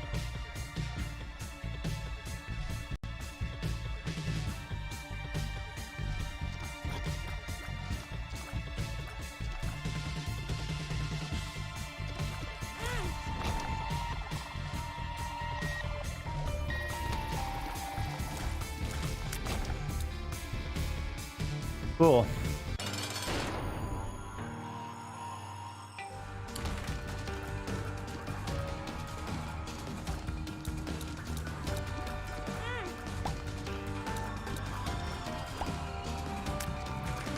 No, I don't.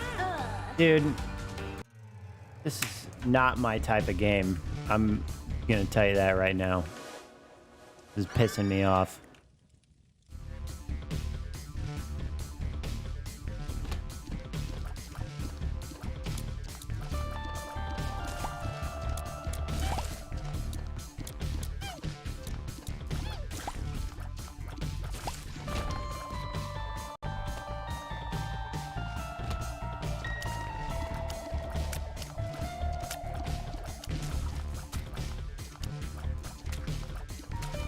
Yeah, we'll see. At the rate this game's going, I'm not playing roguelikes. All right, we'll see.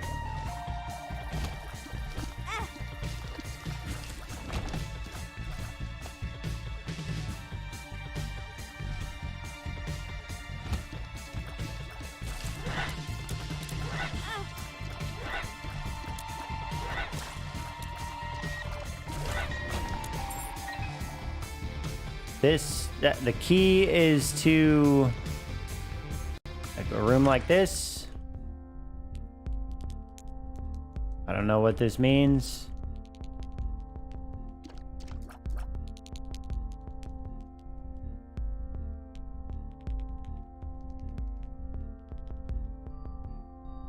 Oh, okay.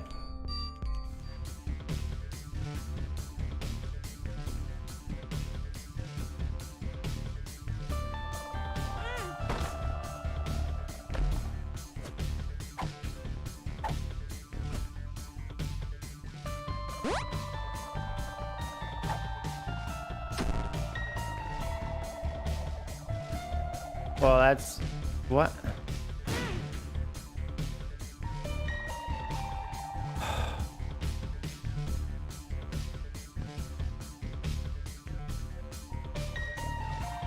God damn it, dude.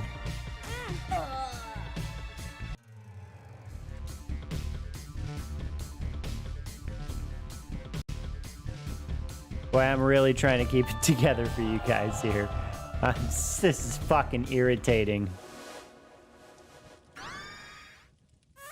I see my future. I see my future if it was literally talking to me, all right?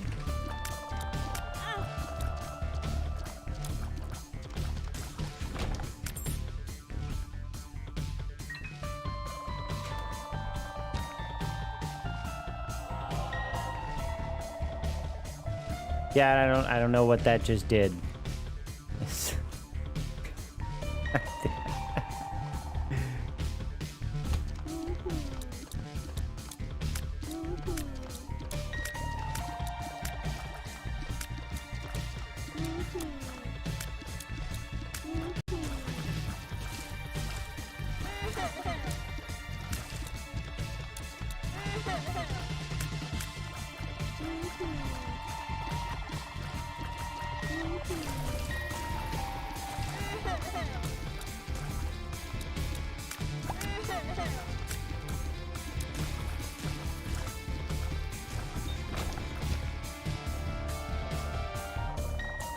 Really? The guy who needs it more than literally anyone else on the planet?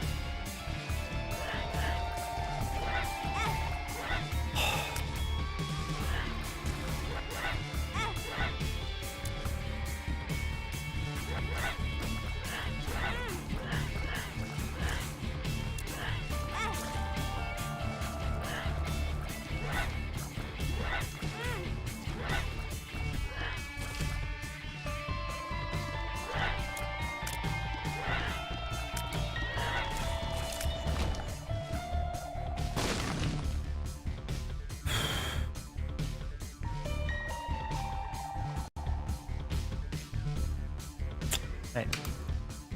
Hey.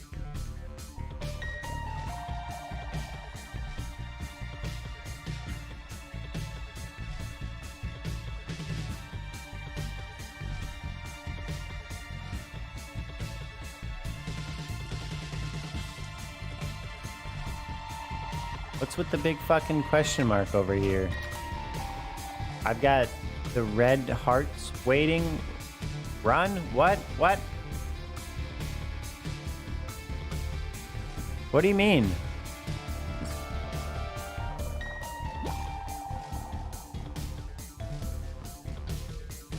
Oh.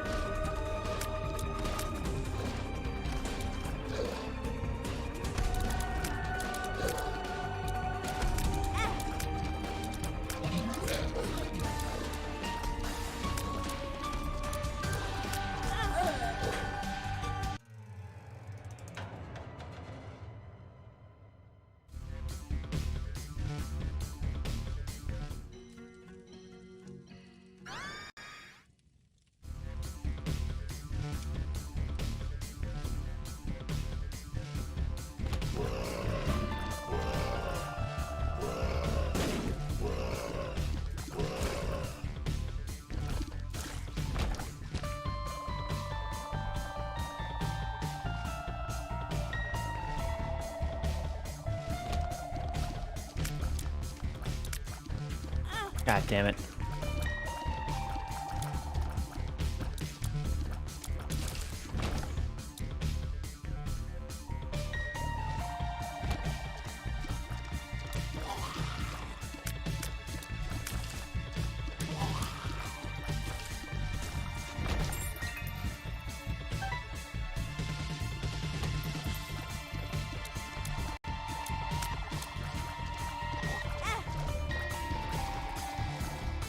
How the fuck are you supposed to dodge all this shit?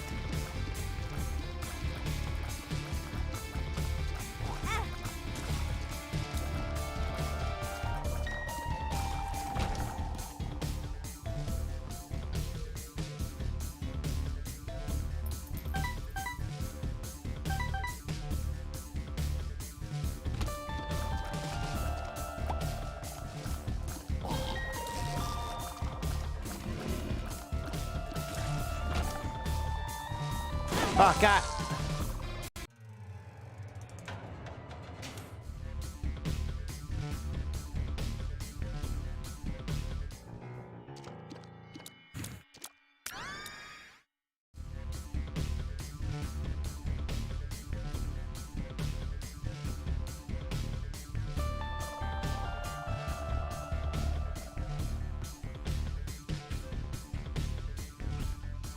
Wow, are you talking shit to me right now? Is that what's happening? You calling me a sissy?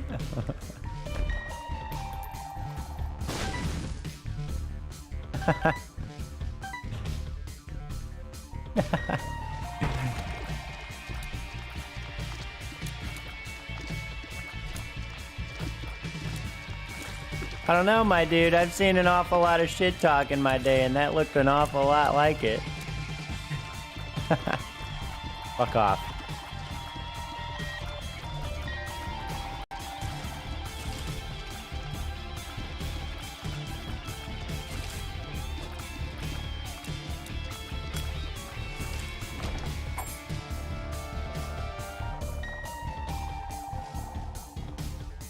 Yeah, okay. Puberty! Oh, hell yeah. Now I got fucking hairs on my head.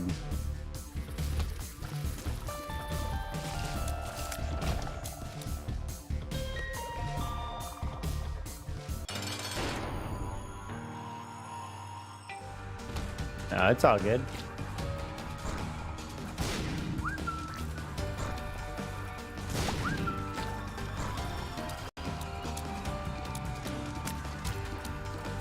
Oh, fuck you.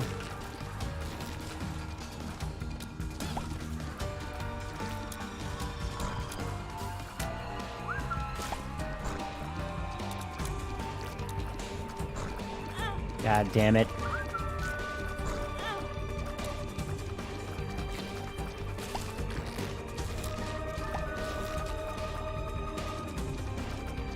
Come on.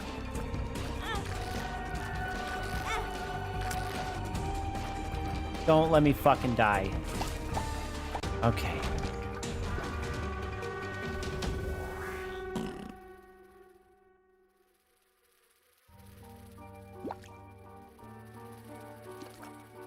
What is this thing? Ah!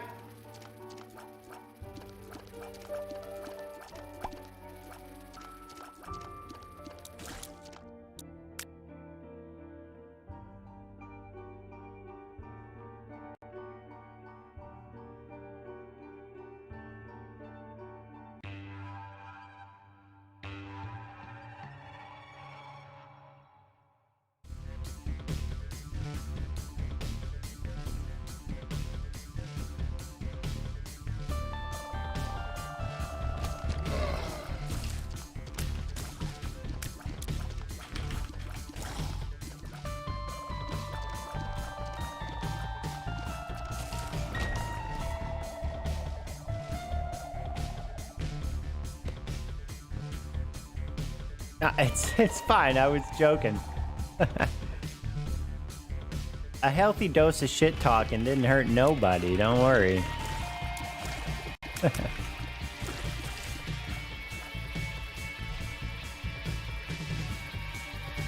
Okay, so I need to like do this and then fuck him up.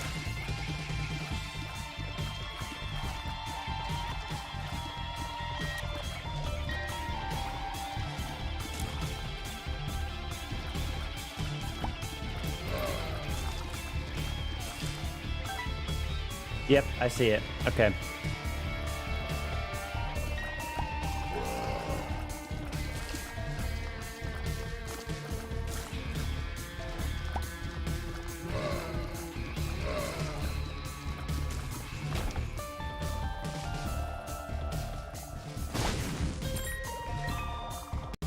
Oh.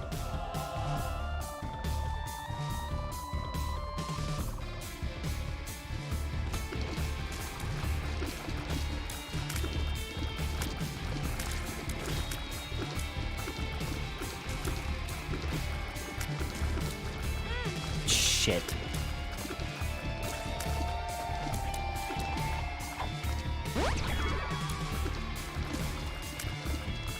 Okay. So those like the Q things are just power-ups, and you want to like you just use it when you get it.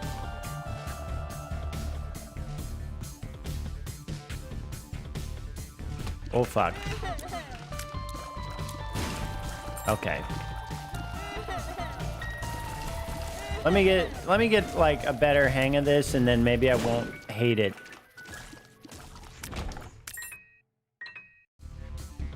Once you run across cards, they don't do that.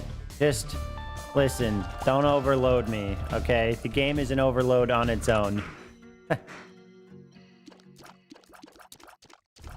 Oh yeah, that's a power up. Punching bags, scapegoat.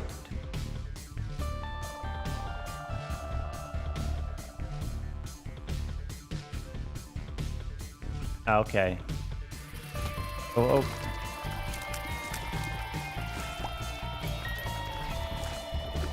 So I imagine I want to like try and protect that guy too. Make him live longer. Is that right? Just not random. Okay.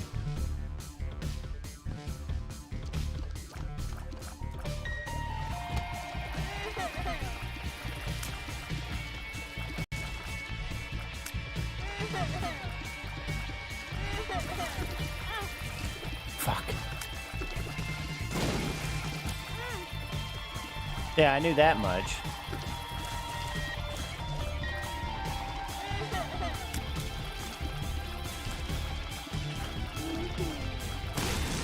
Motherfucker.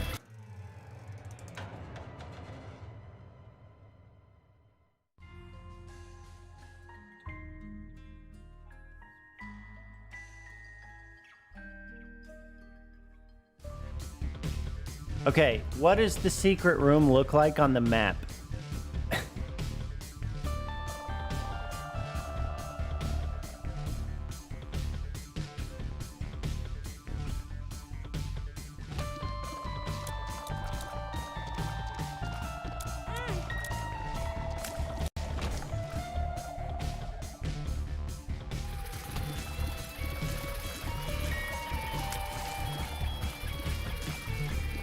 Blowing a hole in the wall. Okay. Okay.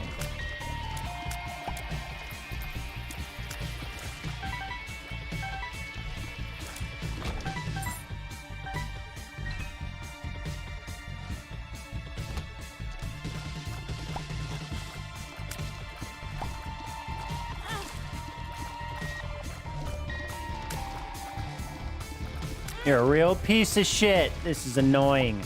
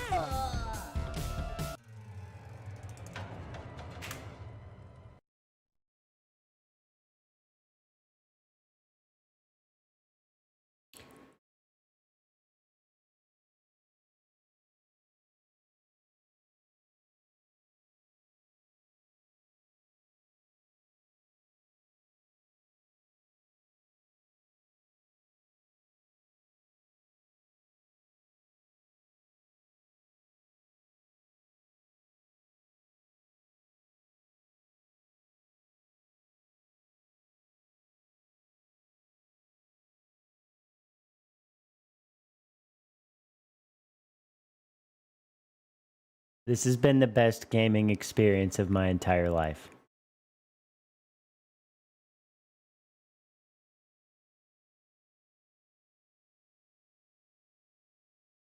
At this point, this game's only fucking reprieve so far is it loads fast.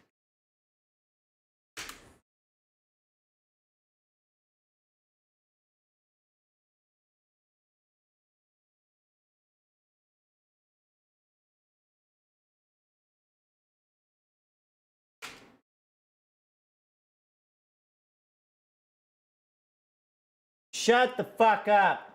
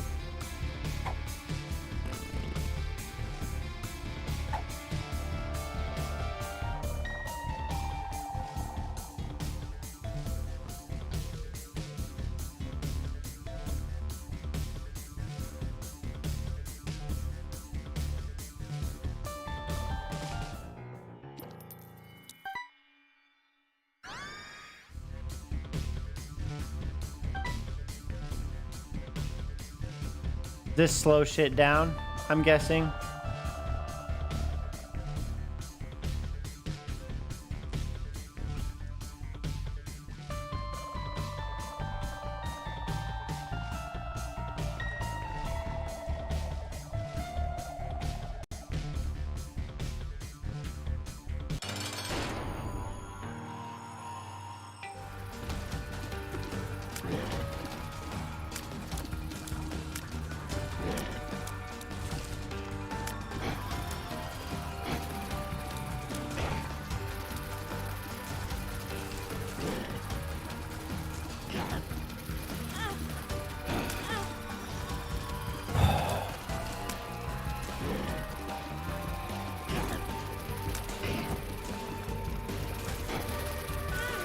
Bruh, this is fucking insane.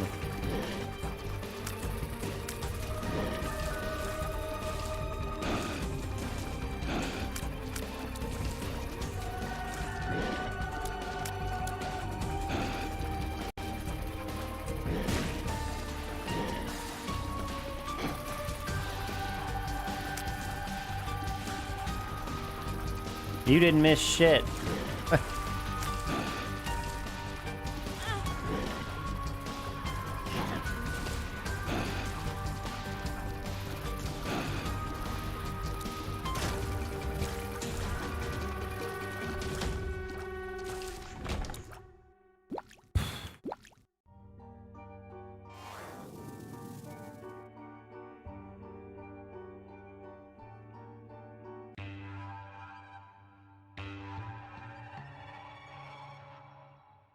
Okay, I made it back.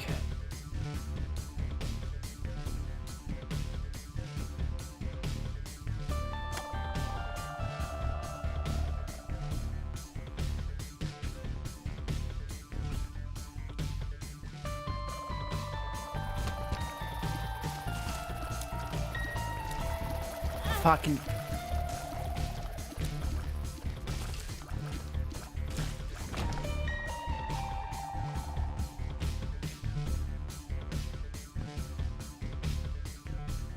I honestly...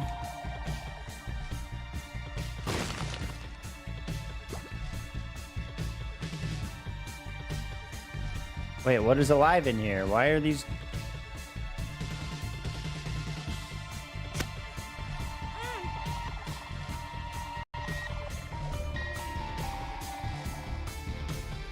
Wait, am I supposed to go...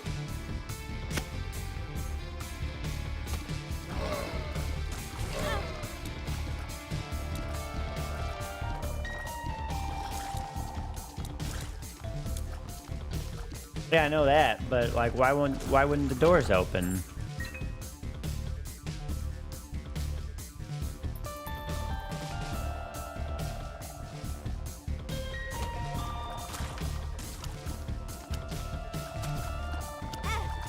Motherfuckers!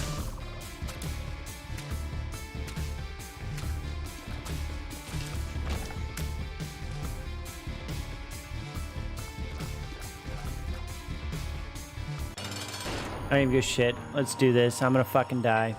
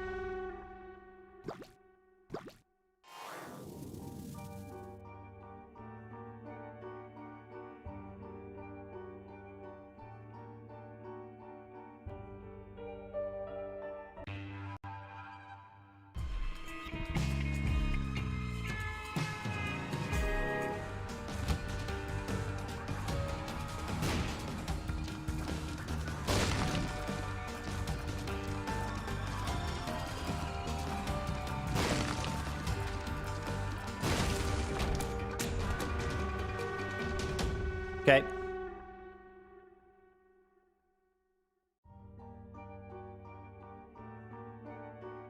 Oh god. I didn't mean to do that.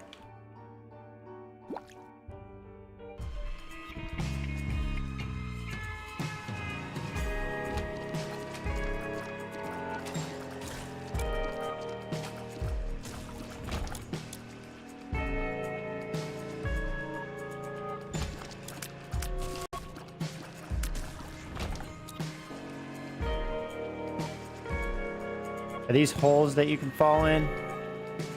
Doing well now? Oh shit.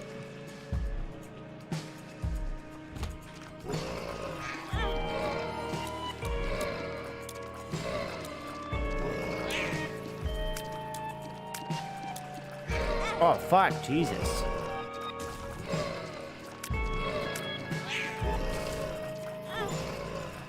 Fuck. Wow, dude. Okay.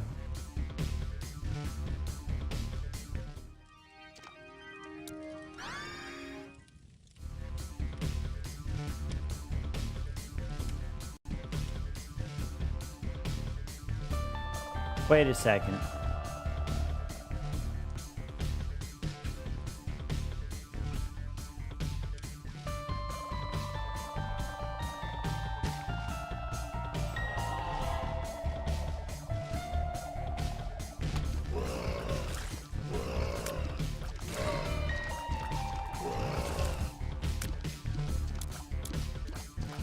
Hey.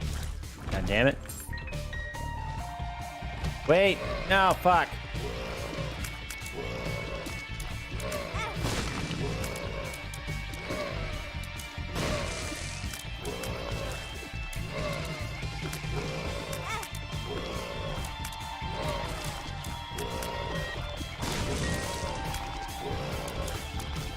God damn it.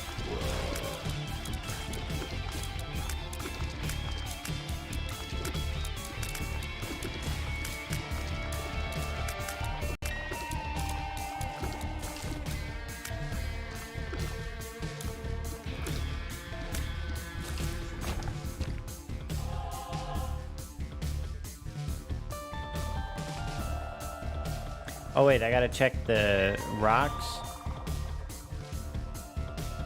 Okay.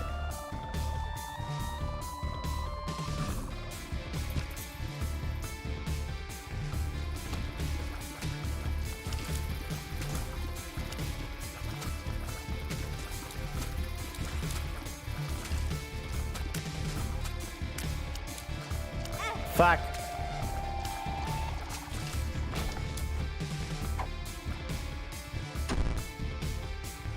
What?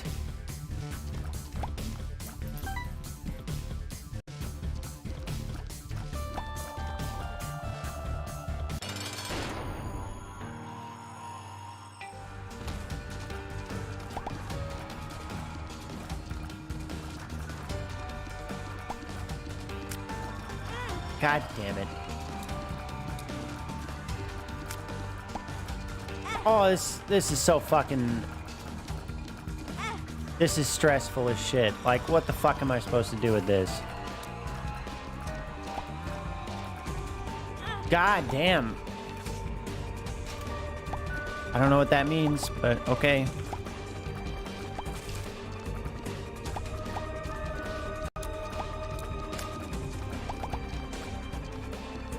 Bomb him. Okay. Boy, that was easy.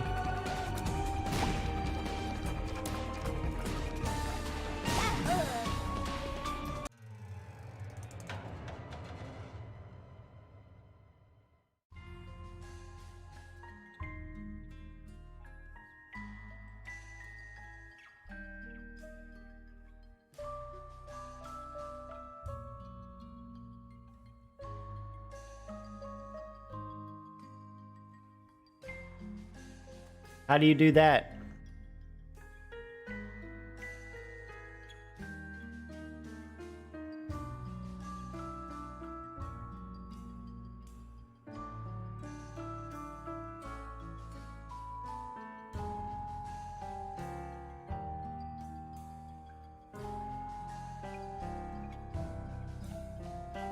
Oh, okay, you mean that way. Gotcha.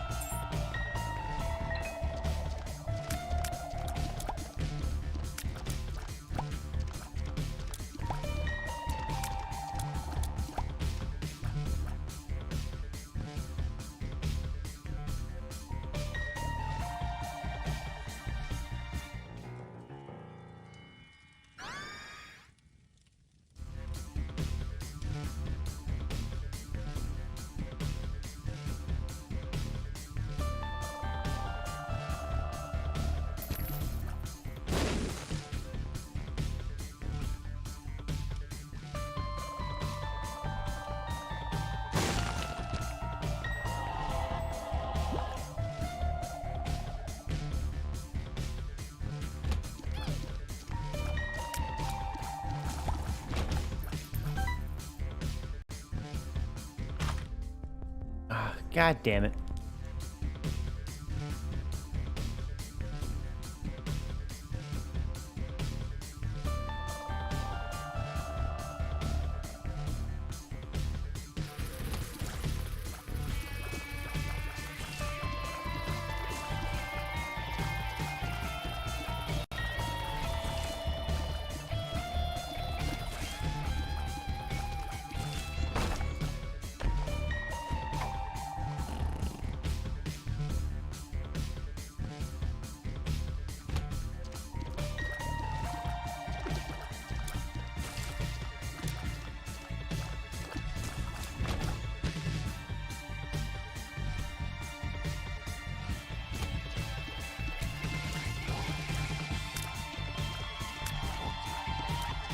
Dude.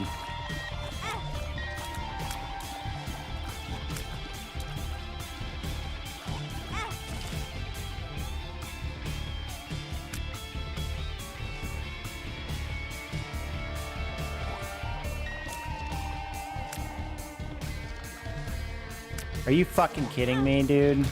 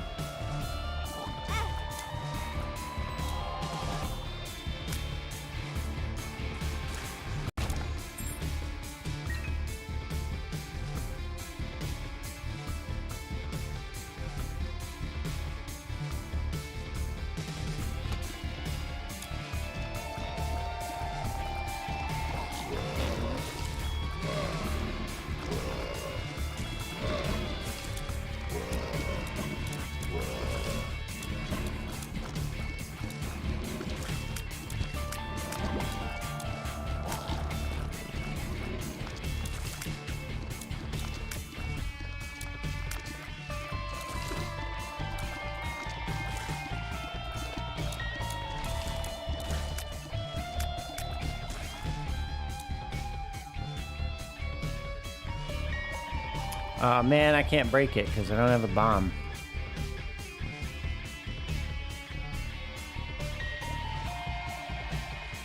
Alright, you little punk bitch.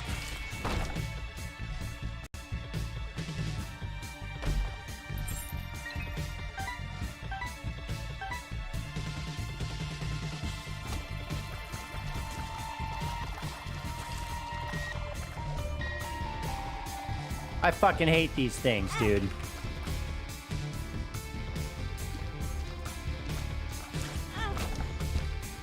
Dog shit.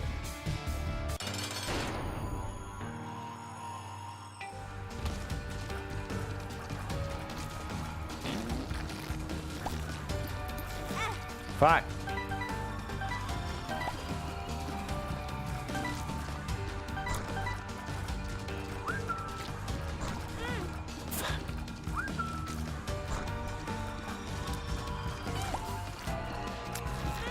Fuck.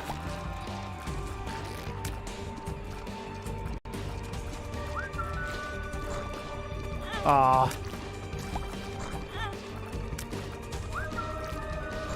Fuck it. Ah.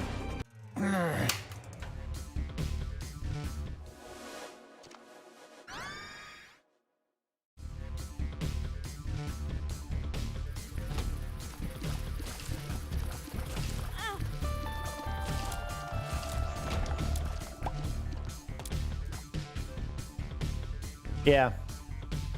Yep, that's for sure.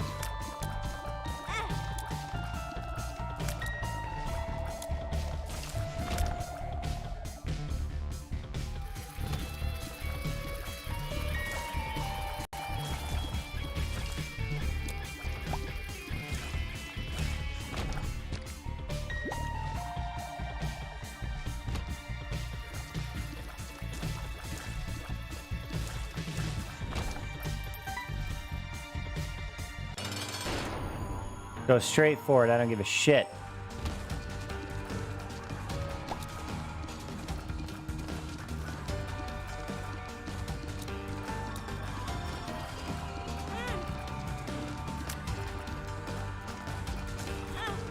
Fuck, I tried to get out of the way of that one.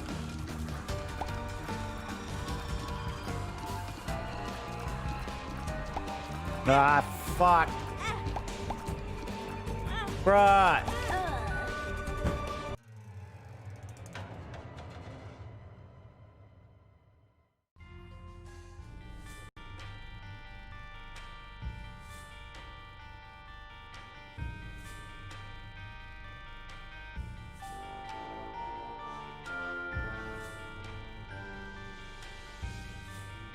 So, how does this work? Like, what makes it get to the point where the run is over? Like, how many lives do you have? Is it 3? I don't know what's happening.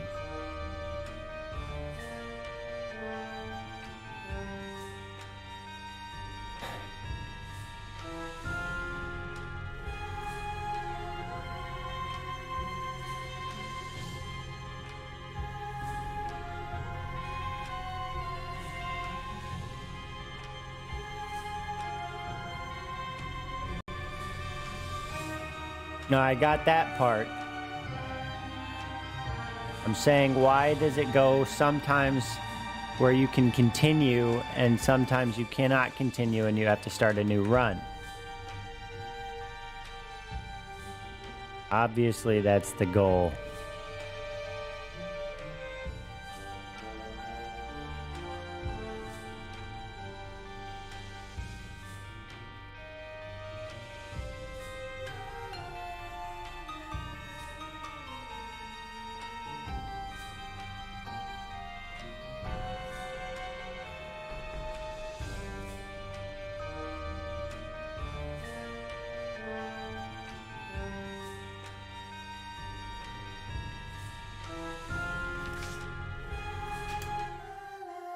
Last try.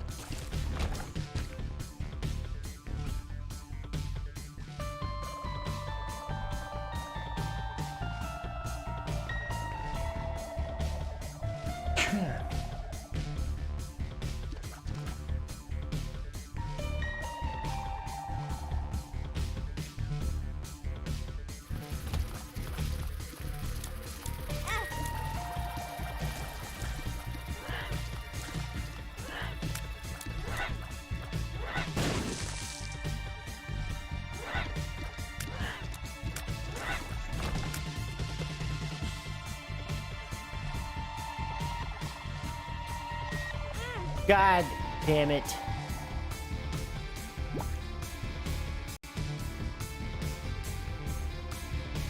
Wait. This is the whole first start? Oh. Oh, okay. See, I think I see what you're supposed to do here.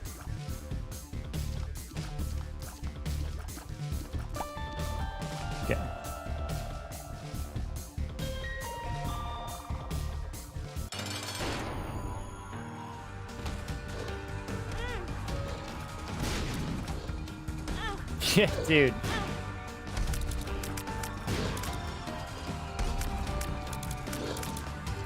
That made me perform worse, so that's cool.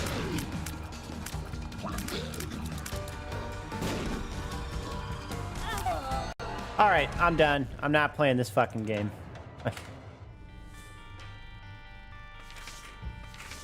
No enjoyment. None. I'm just not enjoying it. I'm getting the hang of it and still not enjoying it.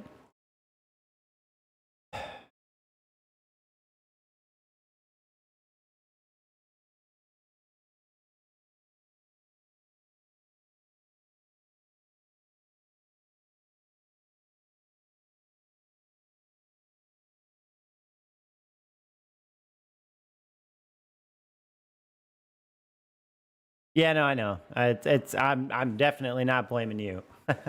It was worth a shot. I don't like it. I do not.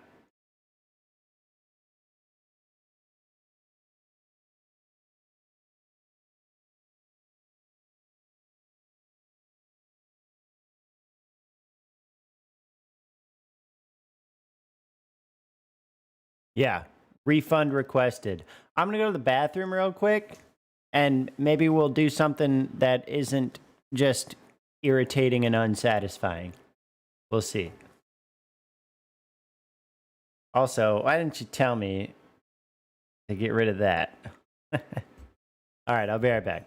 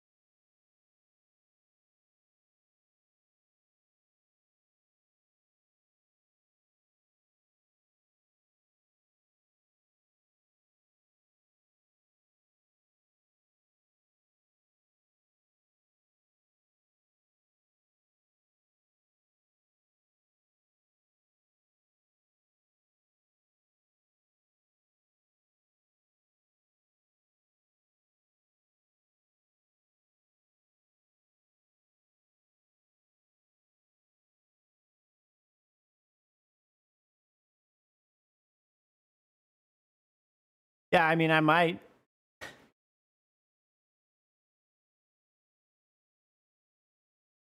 Not really sure if I want to get into it, but I might. I don't know. I'm gonna ponder it for a little bit. I'm gonna let the saltiness dissipate, clear my mind before I make any decisions on another roguelike. I don't think I've ever played a game that from start to finish I did not enjoy. That's pretty impressive. Okay, well, now what? Fuck.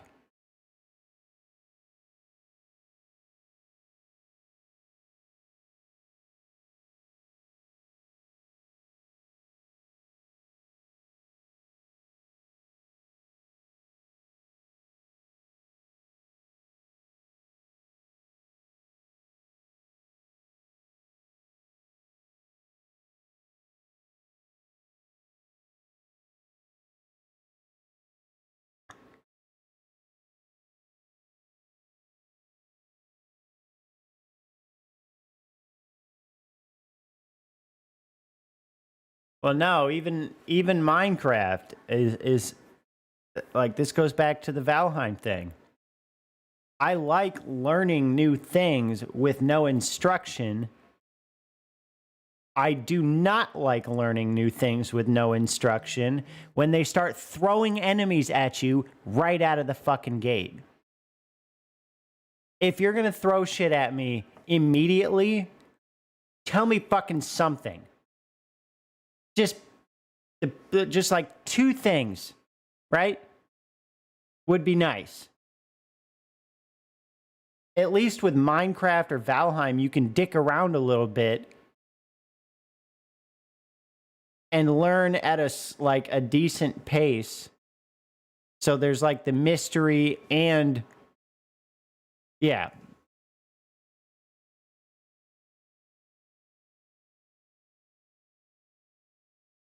But what, like, I don't understand that aspect of roguelikes. What is the point? Why is the game designed to not tell you anything? It's not like, oh, spoiler alerts, or you're going to miss out on the immersion. Like, if I'm going into fucking combat, I want to know what I'm supposed to do. And when you're forced into a combat situation and you have no idea what you're supposed to do, that's not fun. It's just fucking frustrating. Like, there's a segment of the population that apparently is masochistic enough to enjoy games that just fucking drop you there and tell you nothing and then start whipping your ass. Like, that's just fucking ridiculous. Yeah, that's just stupid to me. That's just dumb. I love blindness when it allows you to be immersed and to really like get into a game. Roguelikes don't do that. If that's what they're all like, that's not for me. Well, yeah, but it's not so randomly generated that they couldn't explain to you, like, here's the shit you might encounter. Just so you know, they don't even have to tell you how to deal with it. Just like, here's the mechanics. Here are the fucking buttons you're supposed to press. Here's what pills do. Like all of this type of shit. There's nothing right out of the gate at all. I mean, Jesus.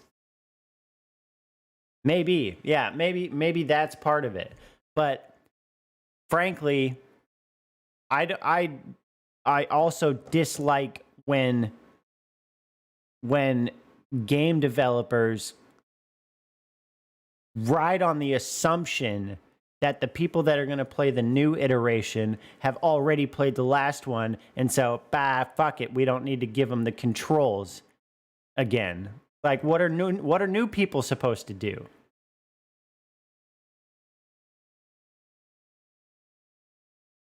Like, every Halo game had a beginner's tutorial. Okay.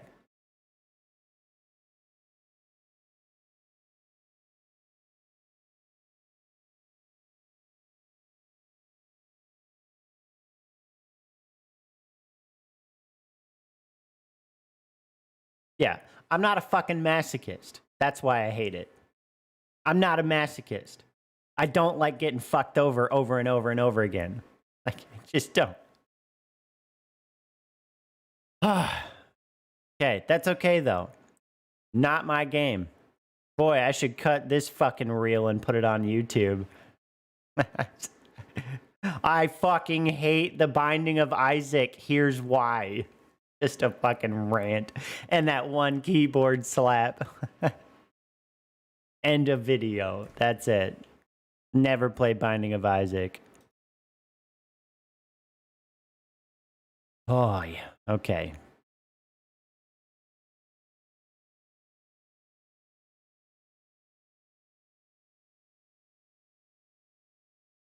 Oh my god. That's oof.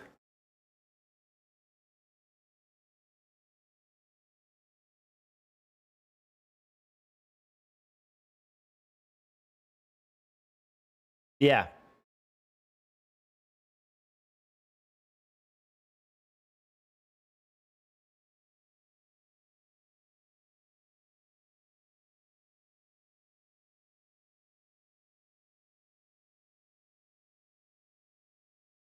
Okay. Well, that's all right.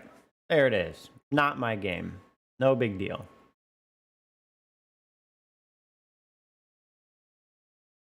You're out.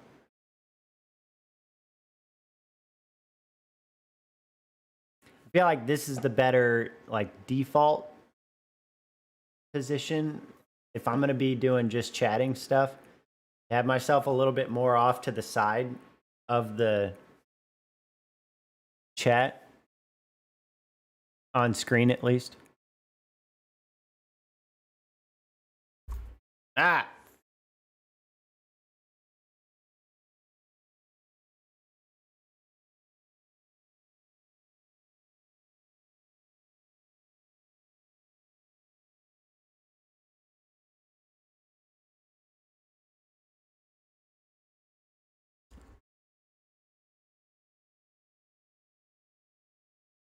One sec, I'm gonna fix this bullshit.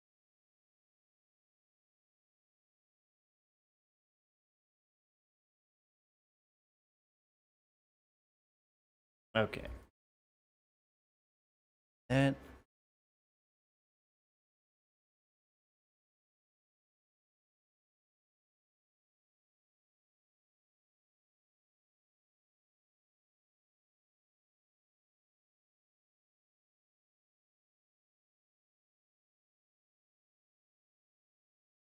all right, sounds good.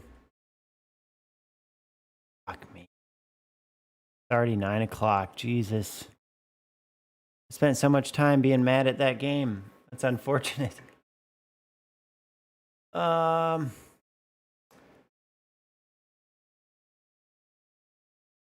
you know what?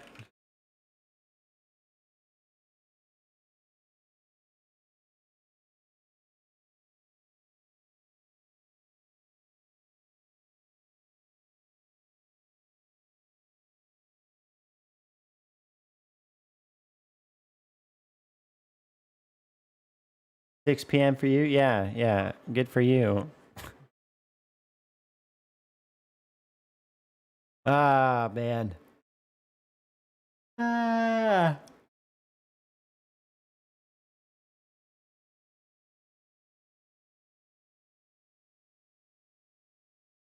Oh, that's right. I gotta change.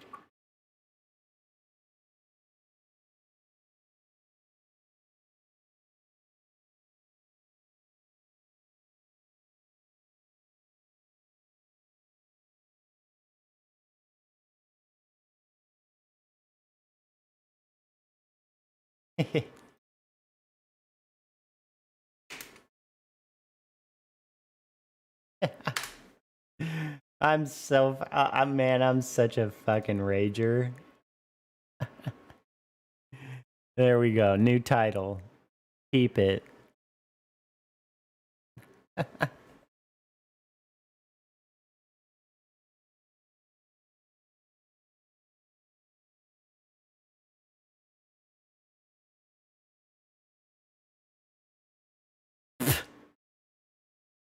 Okay, well, also.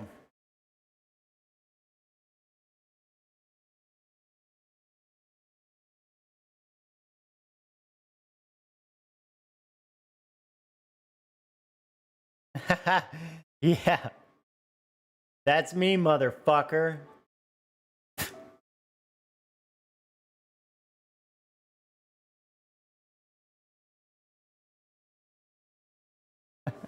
Okay. Also, why the fuck?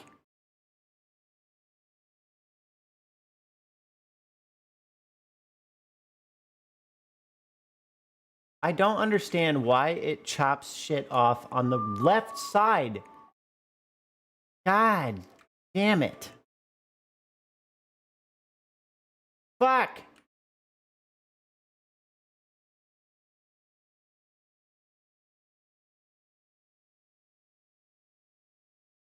Now I'm gonna get a fucking longer name. And it's gonna cut it off again, I'm sure.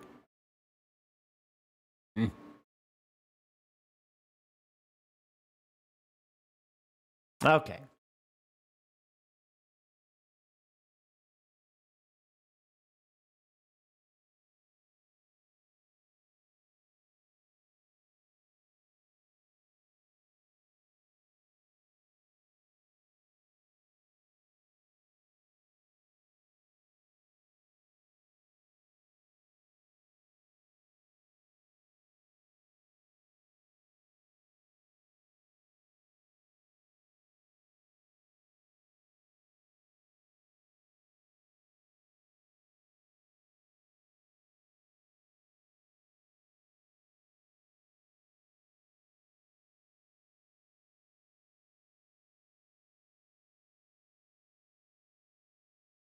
See what?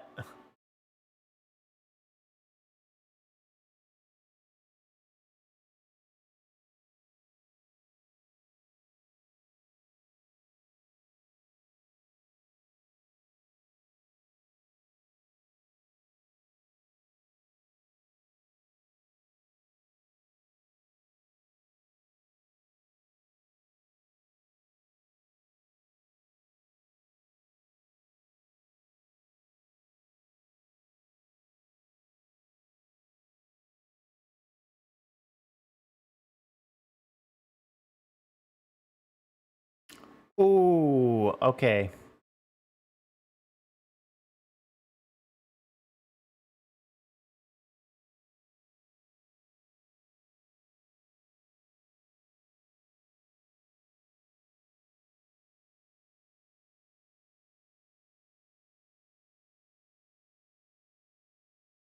Be abused. I'm anti taking people's guns because it's the most impractical thing we could possibly do, right? And the government like knows that, right? Nobody's proposing like we're going to come and take all the guns. The only people who are like terminally online neoliberals who like really hate guns a lot. And I understand that. Is that a shot at Sock on left? God damn, Marcy. I want to tune in a little bit You're just to gonna be so rude to Aiden this like shit. that? He's not even here to defend himself? Come I love on. Aiden, and I would love to go over the gun control resources in his document because I do like firmly agree that the United States would probably be a less violent place if the guns weren't here. But like, Did you change your name? How would they do that? How would anyone go about that? So I don't think it's a realistic Or name color, I mean? I don't. Is that think why you were saying C? The American people would revolt and like destroy the government with their like little pithy guns, you know? Because most of the guns in America are like AR-15s, right? They're handguns and like hunting rifles, and I don't necessarily think you're going to overthrow the government, even with the AR-15s. Much less the hunting rifles and the handguns, right? I think that very much Small. is this kind of. Oh, Maddie, I wish I could use as inflammatory of language as you. I'm going to try it. I do think that's an extension of toxic masculinity, all right? I think that people who get all LARPy about, like, from the left who get all LARPy about revolution, and from the right who get all LARPy about, like, come and take my guns. I think it's a big extension of this whole guns as a dick extender thing that we do in our culture. And I think that is, like, at the root of most of our gun problems, and not the fact that the guns I'm dumb. There we go. themselves exist in our country. Right. So that's my take on it. Sure. Okay. We'll go to Ty. Yes, We have, Marcy, yes. we What have is a happening? hype train going. If you guys could help us out with that hype train, that'd be quite helpful. All right. Go ahead, Tiberius. All right, so I want to take the meat of both of these conversations and put that together because I'm tired of having the fucking gun debate literally every goddamn week. I know. All right, so here I'm going to try to steer it this way. There is right. I do believe the Martin Luther King. What's quote, happening? Riots are the voices of the unheard. There is a point where people get so pissed off, they say the situation is so bad that I'm willing to break the son of a bitch in order to try to remedy it. I want my voice heard. I have a problem with the way the system is. All of this comes down to like ethics and virtues conversations and like what we find acceptable. But there's two conversations here. One is what does it take to make a justified riot, dare I say? But what do you guys actually think is the point where people are justified in saying, no, this sucks, and I'm gonna take my guns, or I'm gonna protest in the streets and burn shit down? What point does that become acceptable for people to actually say, all right, this system sucks and it needs to change? Versus the counter to that, which is also integrally related, is what point do we get to say, no, your problem is fucking stupid. You need to sit down, shut up, or we're shooting you.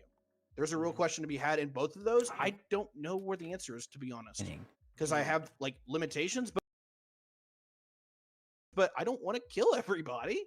So can we direct it there instead of having the gun debate for the 15th fucking time this month? That'd be great. Thank you. So there were two other people. Was it Layman? I think you had your hand up. Was it? No. Oh, sorry. Which one was it? You, Pogan? Sorry. Go ahead. Yeah, Maddie, you said something with respect to the Second Amendment about a It was militia, and I was curious, when you say well-regulated, what's your take on what that regulation would constitute? Guy's a What sort of loony, by the regulation way. Can I solve this? Fuck this guy. Sure. Yeah, go ahead. I'll let Connor go and then I'll fill in. But that is a really good. Yeah, and I can try to be as brief as possible so we can get back on the tracks, basically. But I did put in the chat for StreamYard. I also put it in the chat for Reverie. If you it's smoothed out. Okay, now I don't have to try and find another whatever the fuck one of these Twitch people. Chat. Basically, there's a website called gunsite.org. It shows a half dozen to a dozen historical contexts that help define.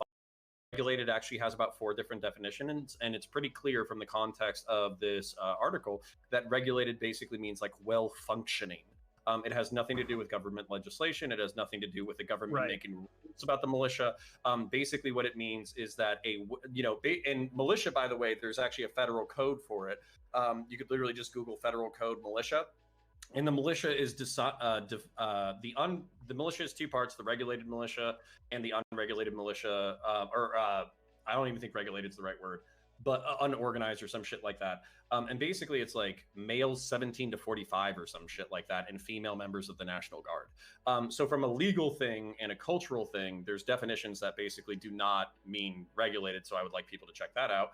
The second thing that I would like people to check out is I posted a video, and then we can get back on the tracks. The second link that I shared is a video. Basically, Marine explains asymmetric warfare, and it kind of goes through, the experiences of the global war on terror, the experiences of counterterrorism work and how it works in the modern day, the difficulties in fighting insurgencies, the difficulty in counterinsurgency warfare. So if you're interested in any of those subjects and why military veterans insist that they are capable of standing up to the federal government, which is the most complex military on the planet, it explains all of that in about 20 to 25 minutes. So to get it back onto the tracks, fucking Tiberius asked a really important question, which is, what is the anatomy of a justified riot? I don't think that really there's like a formula that we can look to for a justified riot. I think that's actually up to the population and the percentages of the population. So for instance, I'm pretty sure if we look at BLM, the rhetoric surrounding it is that like BLM doesn't have the problems that they say they have. It's being ginned up by the media. It's being ginned up by politicians. Black people really have nothing to complain about. And yet, in spite of that rhetoric and propaganda, we still have riots. So if we still have riots, in spite of people saying you don't really have problems, we have a fucking problem. So those problems need solutions, and they need to be answered. And I think the main problems that we're looking at is police accountability. While I don't like this sentence, I think this is something that I've heard repeatedly is Yeah, there's disproportionate crime in the black community, but when a black person shoots another black person, they're going to go to jail.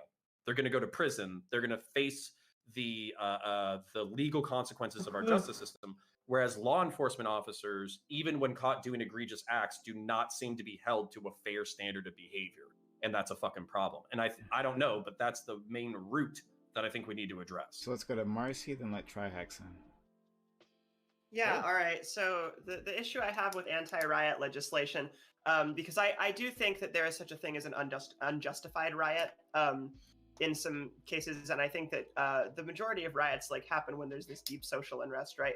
An analogy I like to use is like, let's say you've been stabbed in the leg and the knife hit the artery, right? So you're gonna bleed out. So you put some Neosporin on the entry wound and you cover it with a little Band-Aid and you wrap it in some gauze and you're like, all right, we're good. You've closed the hole, right? The gaping, ugly hole, but the deep vein wound down there, the deep wound in your artery is still there, right? So you're still going to bleed out. It's just going to be on the inside. And that's kind of how I like to look at these issues, right? Because a riot is bad, right? Damages to property are bad, broadly speaking. A riot doesn't, like, it can come from good places, but the actual effects of a riot are financially detrimental. They make cities uglier, et cetera, right? So how do we fix that? Do we go after the people planning peaceful protests for shit that gets out of hand? Or do we go after the people actually starting the riots, which can be really hard to figure out and really open to corruption? Or do we go after the problems that are causing the rioting in the first place? There's this narrative in conservative spaces about triggered snowflake lefties who like to go out and burn shit for no reason, right? That has yet to be proven, because as long as they've been saying that, there have been very valid reasons for people to be out there in the streets burning shit, right? So I think we should address those problems with broad solutions and kind of stay away from just punishing the symptoms of a greater disease. Let's go to Trihex, Drew, then Pogan, and Counterpoints. Now, mine are a little bit more independent of what's being proposed. Yeah, welcome back. If Connor wants to respond directly, is that what you wanted to do? This is supposed to be a roundtable about the Florida anti-riot bill that just got passed. And so far, I haven't heard them discussing that at all, I don't think. Okay. Yeah. I can get used to this. We're the good right layers. Yeah. This is no, literally. I can start screaming at Maddie at any second you want. But you just let me know. But I love it. I was told blood sports debates are what get the views these days here. I don't know if we're really gonna get any fireworks here if we're just all agreeing on everything. Oh, I'll give it to you. Sarcasm aside, though. No, sarcasm aside here.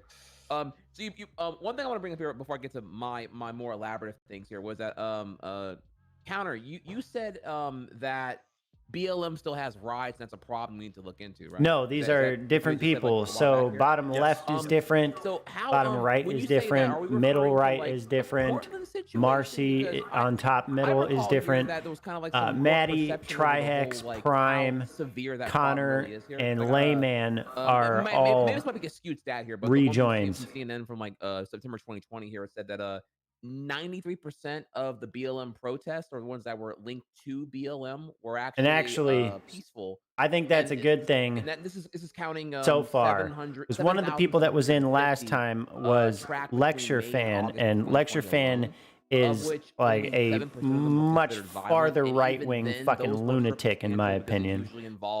So I don't like that dude in terms of politics, like at all. I don't know if he's a good person in real life or what have you, but his politics are dog shit in my opinion. I'm curious here of like when you say that the riots are really from what I've seen, seen. Like where are we talking about right now, particularly? Yeah, rather than kind of like fighting over descriptions, because I think regardless of whatever the fuck I say, plenty of conservatives, including myself, are just not going to be happy with the answer. 7% is not that great of a statistic, and also like for instance, like I'm pretty sure the entire country right now is clenching their asshole because we're waiting for the Derek Chauvin verdict, and we basically know that if he walks, major cities inside the United States are going to burn. And you can say, I don't live downtown, so fuck my downtown business. And you can say that I live in the suburbs and my area is 70% white or 90% white. So the chances of somebody coming in and smashing my fucking brains in with a golf club tonight is very low, which it is. And if you come into my house, I'll fuck you up. But at the same time, that doesn't mean that if a downtown business gets burned or if somebody gets their head smashed in with a golf club, that's not bad. And what I would say is that what Marcy said that I sound so unfathomably based, which I think tangents onto this really well, is the fact that we are treating the symptoms. So basically, when we're talking about like anti-riot legislation, we're not talking about addressing the material grievances or the spiritual grievances or the historical grievances of Black people.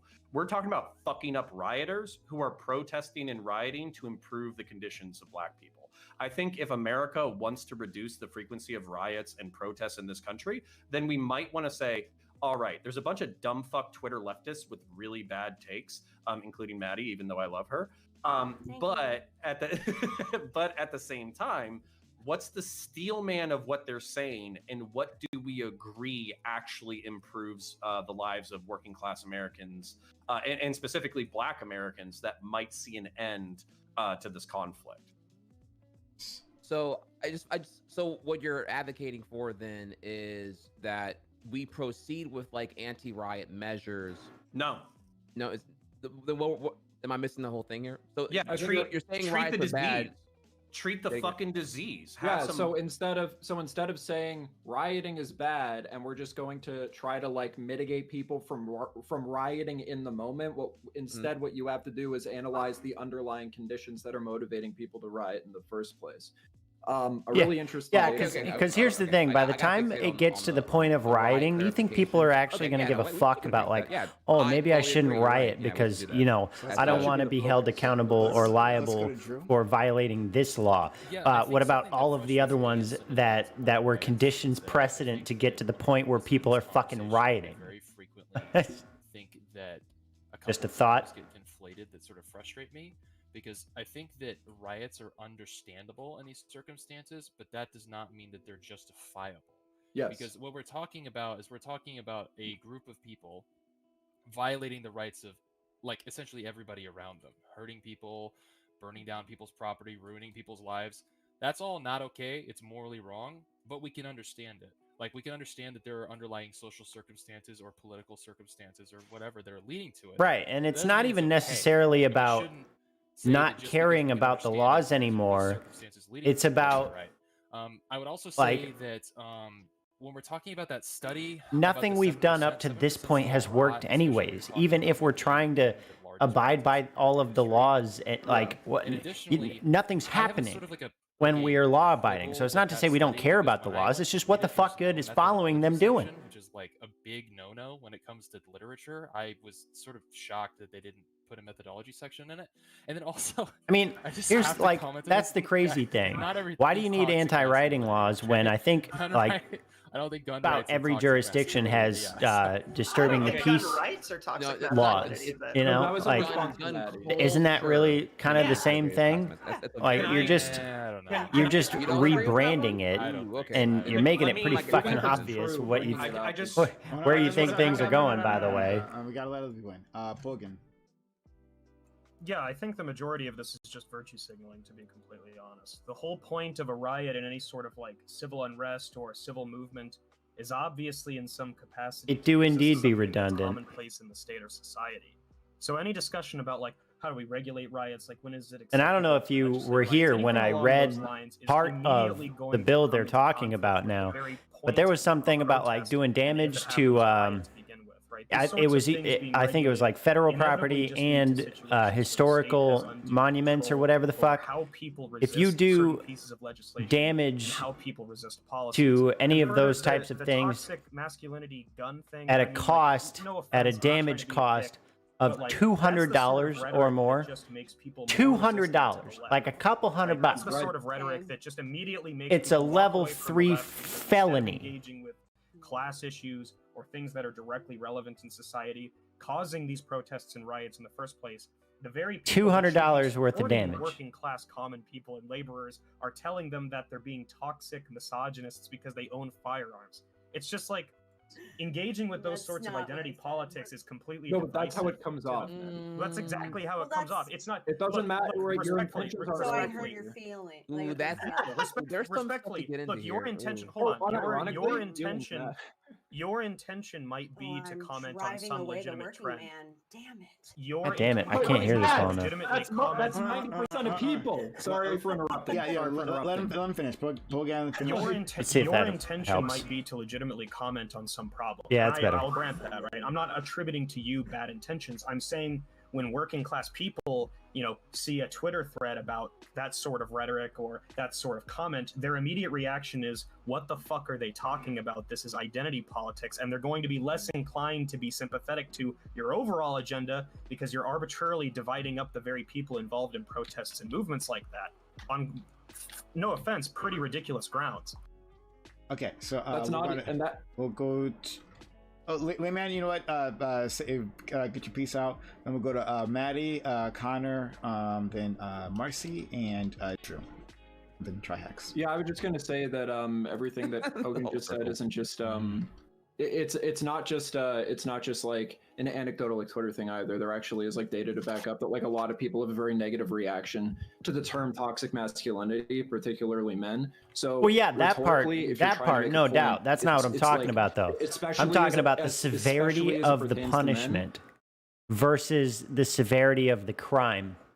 So the severity of the crime, at a minimum, that they're talking about is $200 worth of damage to federal property or a historical monument. $200, okay? The punishment for a couple $100 worth of damage is a level 3 felony. That's what I'm trying to get to. Like, you want to do a couple $100 worth of damage to something and then become a felon? That's what I'm saying. Like, it's kind of an insanely low bar to convict someone and turn them into a felon. It's way too extreme. That's what I'm talking about. I don't have a problem with people being held liable or being punished for vandalizing property that isn't yours. Absolutely. But to put the bar all the way down at a couple hundred, like, think about this for a second, right? Let's just go with a stone monument that was built or something like that. Chip off a corner. How much money do you think you just did in damage? Probably at least a couple $100. These things are fucking old. How are you going to fix it? Make it look right? It's going to take time to do carefully. The labor cost. You can do $200 worth of damage by chipping a corner off of something. And then be a felon. Holy shit. Like toxic masculine things like violence. It's a straw man. With COVID. And I get it. Listen, and I know that that's not gonna be like my olive branch to the other side. I recognize that, but I'm also not going to adjust my rhetoric and behavior because it makes some men uncomfortable. I'm sorry, that's just not going to happen. And I think like having to ask anyone to, like, especially a woman, to like, oh, but you're going to set those men off, so you better like tone it down a bit. That's quite frankly condescending and a little bizarre. It's actually bonkers. Let's articulate. One second. Since I was directed at Layman, go ahead, Layman.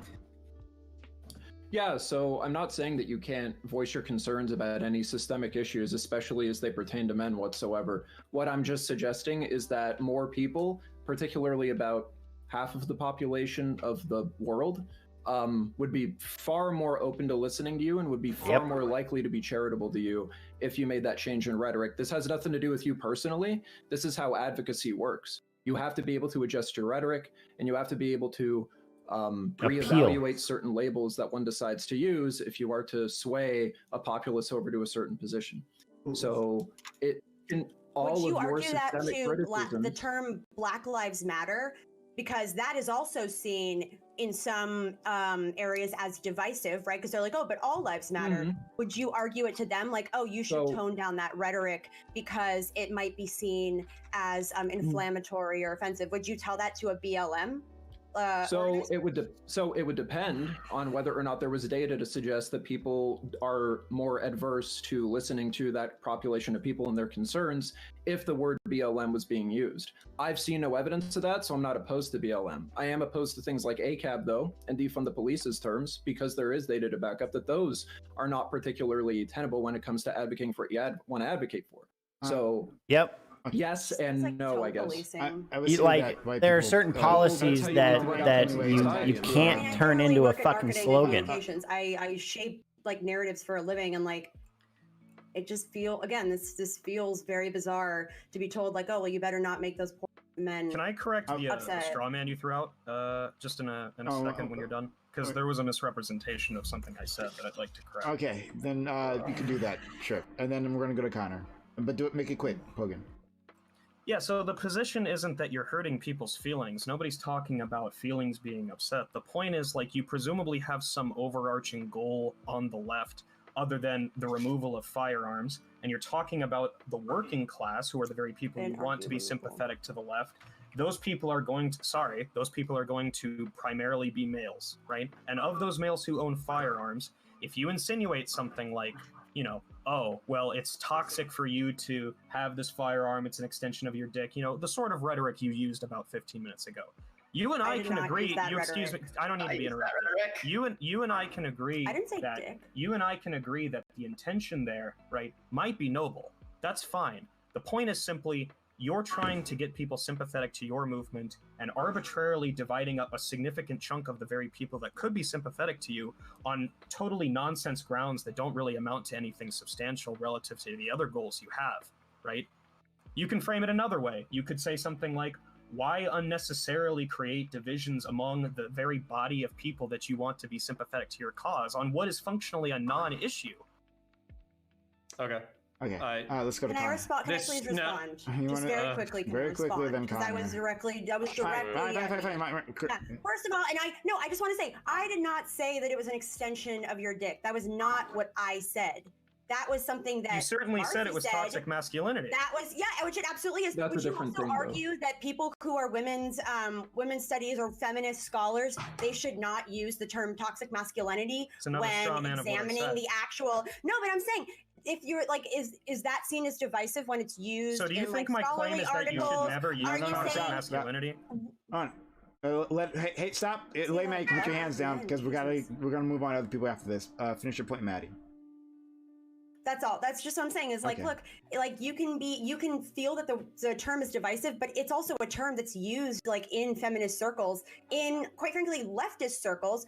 It examines a very specific phenomenon within society, a specific sociological phenomenon, and like to think that like, oh, but it's being divisive. It's like, good. Well, I'm not putting together like a catchy marketing phrase right now. I'm just trying to examine what this actual phenomenon in our society is, and I connect toxic masculinity with drug culture. Do I want to like come and take your guns? No.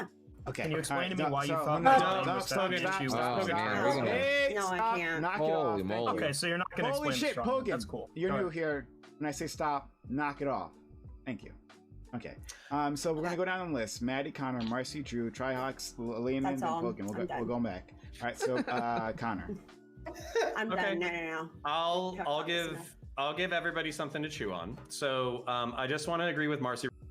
So far, she's been the most base fucking person here.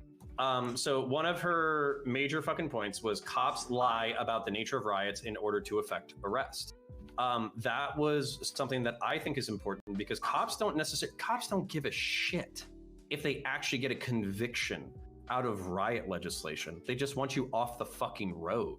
So all they have to do is use the pretexts that are in the fucking law, throw you in bracelets, throw you in jail for the fucking weekend, and when you come out and you do it again, they'll throw you in fucking jail again.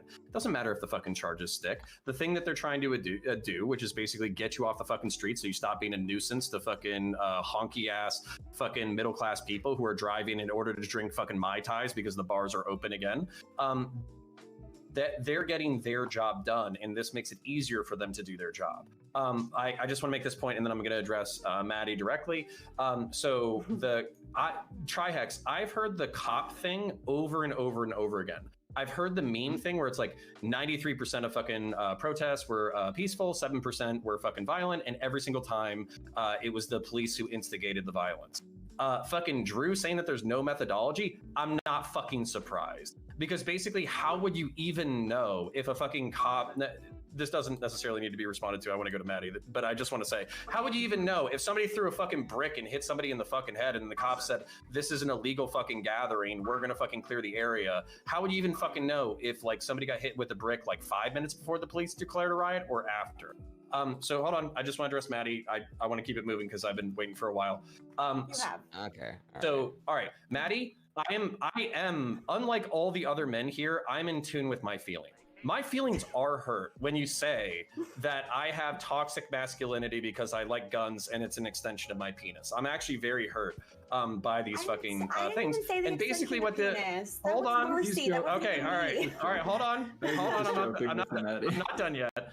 I think what Layman is saying, because we're fucking bros, and whenever he's down from Kanukistan, we're going to get fucking beers together.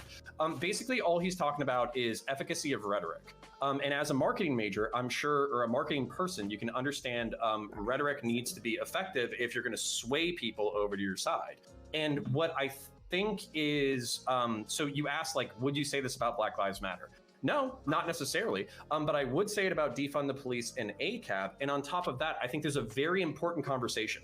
I have no problem with divisive rhetoric that gets the attention of people. Because if you don't have divisive rhetoric, you're not going to have people's attention in the first place.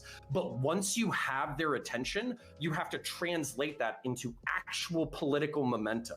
And my frustration with the Democrats right now is they have the entire country's attention. One of the most historic fucking criminal cases involving a law enforcement officer is undergoing right now. They control 2 fucking bodies of the legislature. They control the fucking presidency. If they wanted to fucking reach out across the aisle with effective rhetoric, get a few Republicans over to their side and pass law enforcement legislation, they could do so right now, but they're not. So they're getting everybody's attention with divisive rhetoric and not translating that into any on the ground actual wins. And that pisses me off. Okay, so we'll go to Marcy. Dude, me too. Okay, so there's a lot to unpack here. I have quite a bit of stuff written down, so I just want to start off. Don't blame Maddie for my extremely divisive and toxic feminine rhetoric. The sentiment was exactly the same for people. Right. Yeah.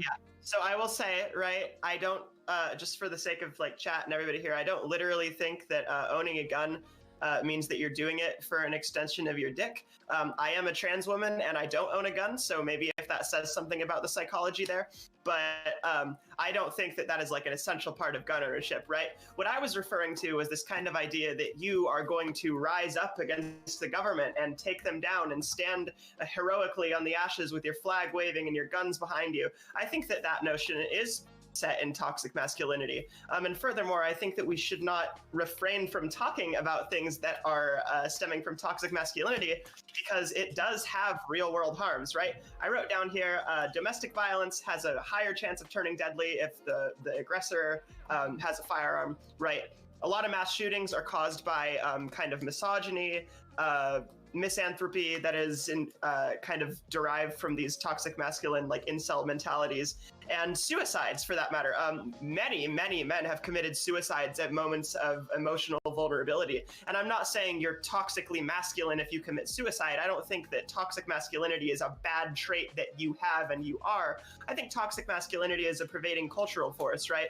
The same cultural force that tells men they can't be feminine in their youth is the exact one that tells them they can't be in touch with their emotions and cry and kind of let out the things that they need to let out so that they don't eventually end up making the very heavy decision to take their own life, right? I think those issues should be treated with sincerity. Furthermore, Hogan, I'm not sure where you're getting this whole working class doesn't care about identity politics thing. If that were true, we could never have discussions about transphobia, racism, white privilege, toxic masculinity, feminism. I didn't make the claim that they don't care. Right, it's not that they don't care, it's that it divides them, right? But the working class isn't going to have a like massive revolution against the most powerful government in the world. Nobody said that. Why are you strawmanning? Also, I know. class are women. I pressed a button. All right. But like what I'm saying is that like I don't know what your goal is to unify the working class under the banner of no identity politics. That's called national bullshit. All right. Right. So we can talk. Look, we can talk about what my political goals are, but I'd appreciate not being strawman. Okay. Right. The claim wasn't that the working class differences in identity politics. Pogan, let her finish. You're on the list. We'll get to you. All right. So write it down. You will be able to respond. Go ahead. Finish your point, Marcy. Right. So also I wanted to say to Pogan, you can respond to this when it's your turn, that you're conflating the gun issue versus the protest issue. When we were talking about masculinity, we were talking about it in regards to the gun issue. And when you brought it up just now to kind of respond to it, you brought it up as like the people who are involved in the riots and protests, which neither Maddie and I were talking about, right? We were talking broadly about the kind of culture around guns. Last thing, final thing, all right? Toxic masculinity is on par with terms like white privilege, Black Lives Matter, things like that discuss actual societal issues. If you wanted to attack divisive rhetoric from feminists, what you should say is yes, all men, kill all men, hate all men, anything like that, right? Because that is attacking men. It's not attacking masculinity, and specifically a form of masculinity that has pervaded our culture, right? I love healthy masculinity. That's why I'm friends with Connor and Layman, all right? Healthy masculinity in this chat. So, and you know, probably try Hex too. He's a speedrunner. We love that. But yeah, no, yeah. Okay. But yeah, that's it. So I just want to do away with this whole 60% like, of what you identity said there is a politics. straw man. Just Okay. Right. 60%, 60%. But I just this whole like everything has to be about class all the time. It's infuriating. That's not what I said either. I didn't say anything about it always being class. Pogan. Knock it off. Thanks. Great. We will get to you. So, Drew, Trihex, Layman, then Pogan. Drew. Okay, I've got to talk about toxic masculinity, guys. All right, look, the problem with this is that the utility that the term captures is that we need to change men's minds about some things, right? Okay, we have to speak to men if we're going to do this. There's data that indicates that this term does not do well with people. So, for example, there was a study that studied people's reactions to the term toxic masculinity, and they found that most participants thought the term was insulting, probably harmful to boys, and unlikely to help men's behavior. Additionally, 70% of men thought that the idea of a traditional or positive masculinity as a different term was a good idea, compared to only 10% of men who thought that toxic masculinity was a helpful idea. What you're talking about is if you want to convince minds, 10% does not get you there. I'm sorry. And also I just have to touch on this idea that that Maddie was saying is like, why should you have to adjust your language to not hurt people's feelings? Like people that sounds like something a right winger would say. Like, look, feelings are reality. Feelings are who we are. Suffering is a feeling. Okay.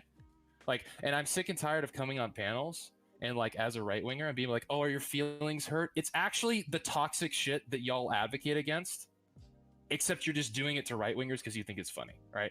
It's not funny. Like all the guys on here are positive men. We're totally cool with emotions and stuff.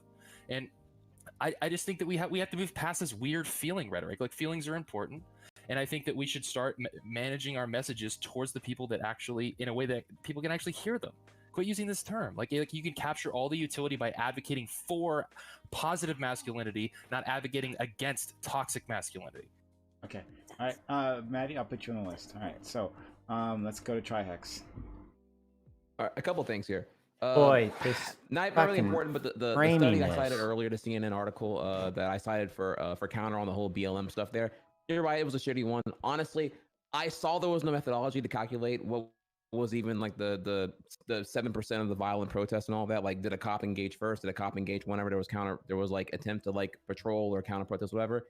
You're right, it's pretty shitty. But my point of that was more that prior to that, again, whatever skewed statistic, I thought it was like 50% or some like insanely high number of the riots were incredibly violent, rather than like, you know, the lower, which is like, you know, about 700 of those, 700 plus, honestly. So that's more about just to give it context on framing there. But I get that's like kind of like a shitty one because there's not really much substance on the meat of the bones to go into that study there. But with that in mind, man, there's okay. I kind of want to respond to Drew and then get to some other stuff here. But I honestly think that if you take offense to the term toxic masculinity, which is like kind of just the general implication that there is like some rooted entitlement over like oblivious negative behavior from males when it comes to certain ethical situations, like it kind of comes off as if that like you associate that there are no bad males. And no one's saying that you are a bad male, that you're a bad male because you own guns or like guns or have gun culture. There does seem to be some conflating going on there. So I don't think anyone here is actually intending to like belittle a conservative or right-wing people or even like gun ownership here in that point. I could be wrong on that honestly here, but at least I don't think anyone here, particularly right now, is trying to do that here to you or anyone else or Pogan, honestly. But I know that's more of us talking through our feelings here, so I'll say that for like when we're on some freestyle spitballing here. With that in mind, let's go back here to the gun debate thing again here because we're kind of going on that right now. So with that here, let's go over a perspective I have on that here. Right now in USA, there are two major outliers when it comes to our statistics over like when it comes to gun violence and the correlated gun ownership here. We have a saturation of guns. We have a fuckload of guns, more guns than any other country in the nation, right? Or any other country in the world, right? And also the density of gun violence here proportional to our per capita is also insane. So these two outliers of stats here tell me that if we are looking at things if we are anti-gun, because in reality we're actually anti-gun violence, then we need to look at these two statistical outliers and understand here that not every other country has anywhere near as much gun violence as a problem. So we need to like look at what's like different and unique to USA comparatively, right? So obviously that being anti-gun violence results in us looking at like, you know, quote unquote anti-gun legislation or situations or ways to solve that problem, because we have a fuckload of guns, and having a fuckload of guns everywhere results in every conflict and case of tension being escalated further into the gun violence, right? That's kind of where we go at there. So I think everyone here, I want to reframe here that I think everyone here is anti-gun violence, and that by necessity does require us to kind of consider what quote unquote anti-gun measures we could take possibly just to reduce the saturation of guns ideally here. But again, I understand even that's kind of a heavy one though, and that's kind of where you go from that into the Second Amendment situation. But the problem there though, to me, is that there's actually a gun culture problem. And I do think that does coincide with toxic masculinity here, but I think it's also in a bigger picture because we as America, we are a culture of consumerism, and it's more about just like there's like this like pride in just like owning a shitload of guns. We all can agree here there are quite a few gun owners who literally hoard a shitload of guns to be owned. And where does that come from? Where does that derive from? And what does that mean long term here? And what does that create on a complicated situation whenever it comes to actually addressing the legitimate substance of how to actually reduce gun violence, right? These are all things that kind of root into like the whole Second Amendment situation that I wanted to get into like way earlier. And then finally here, way earlier between Maddie and Pogan here, I think it's important to understand here if you're if you're distraught over toxic masculinity as a label here, there's messaging versus actuality. I don't disagree with Maddie that toxic masculinity is a component of the situation that's contributed to the gun culture problem in America. However, I can also agree though that I don't think it is the most effective rhetoric to use, but that doesn't negate that I think it's accurate. I do think that is accurate, but I also think that's also that's more of a marketing issue and a persuasive political engagement issue to refine here, because I can agree here that terms like defund the police are not effective because people often take it literally as abolish the police. They conflate the two entirely here. You need a new term here. BLM should have did that shit a long time ago here. I do agree with situations like defund the police, but people conflate it as, oh, you want to get rid of police entirely, which I don't think anyone actually thinks here. And that's a problem of the messaging and how it's interpreted rather than what the actuality here is here. So we're speaking, I think right now, because we're all politically involved here, that we're speaking in absolutes and the actuality. We're not speaking about we're not attacking you or anyone individually here as a gun owner. That's something we would do on like a more mass political engagement scale thing, not like here right now getting into the substance and the actual nitty gritty of the situation. So we'll go to Layman, Pogan, Ty, Maddie. Yeah, I can agree with that. Thank you. I'm done. Layman, we can't hear you. Sorry, I was muted. My apologies. Triax, I was saying that I actually agree with you. Like, the things that toxic masculinity is describing are things that I completely agree are real. And I think other people on the right side of this panel do too, because I know a lot of them, and they also agree that it's real. So it literally was like exactly what you said. I was just saying that in order for, like, I'm not personally offended by the term toxic masculinity at all. I know exactly what you guys are talking about. I was just, the reason why I was mentioning that earlier was just because empirically it's just not a tenable phrase, similar to like defund the police or abolish the police or something like that. That's all I was saying. You can certainly Connor and Drew look like they could be brothers. Everything that toxic masculinity wants to criticize is certainly a real thing that exists. They've got that you the can absolutely do so. overall same facial structure, a better way to do that. Is all big old Drew beard, alluded to earlier with the positive same masculinity thing. position of the mouth by Additionally, default. like I just want to say, because this is sort of said the by same Maddie, like way back. I'm eye fine with openness. academics using the term toxic masculinity within their own circles, because I wonder it's if only he their own like circles took that are off his, listening if to it. Drew The took off reason his hat, if why he would I look was like suggesting that even people outside hairline of being academic the same and circles shit like that. try to retool But they their definitely look rhetoric like in a they way could be that's brothers. better is because what Random language is point. used in academia translates to the broader society in a completely different way most of the time, right? So that's why I was alluding to that point.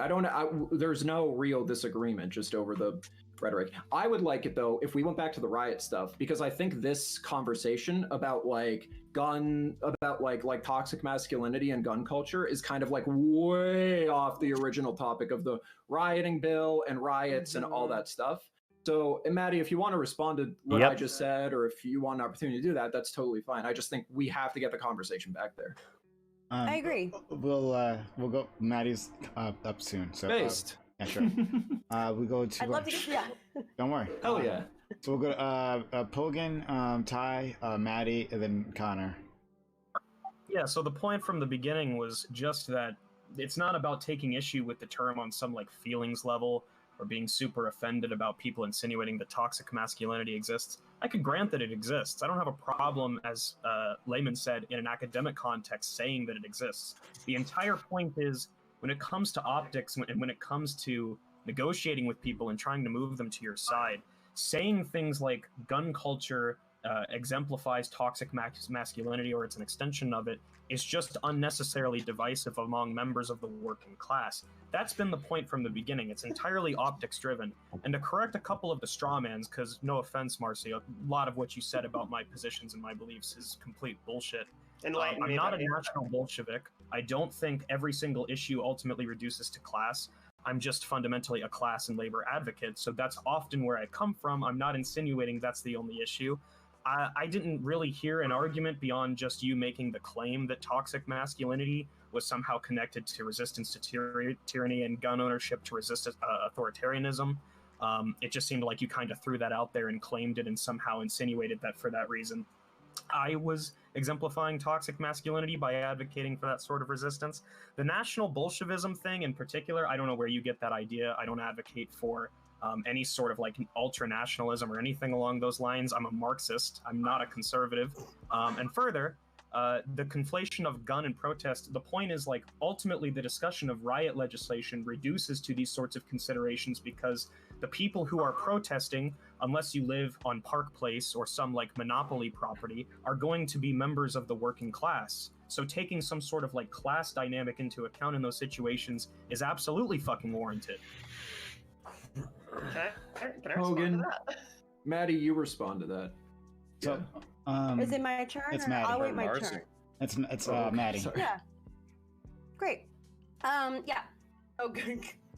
I don't even know where to start with that. And I know Marcy's on the same page, but yeah.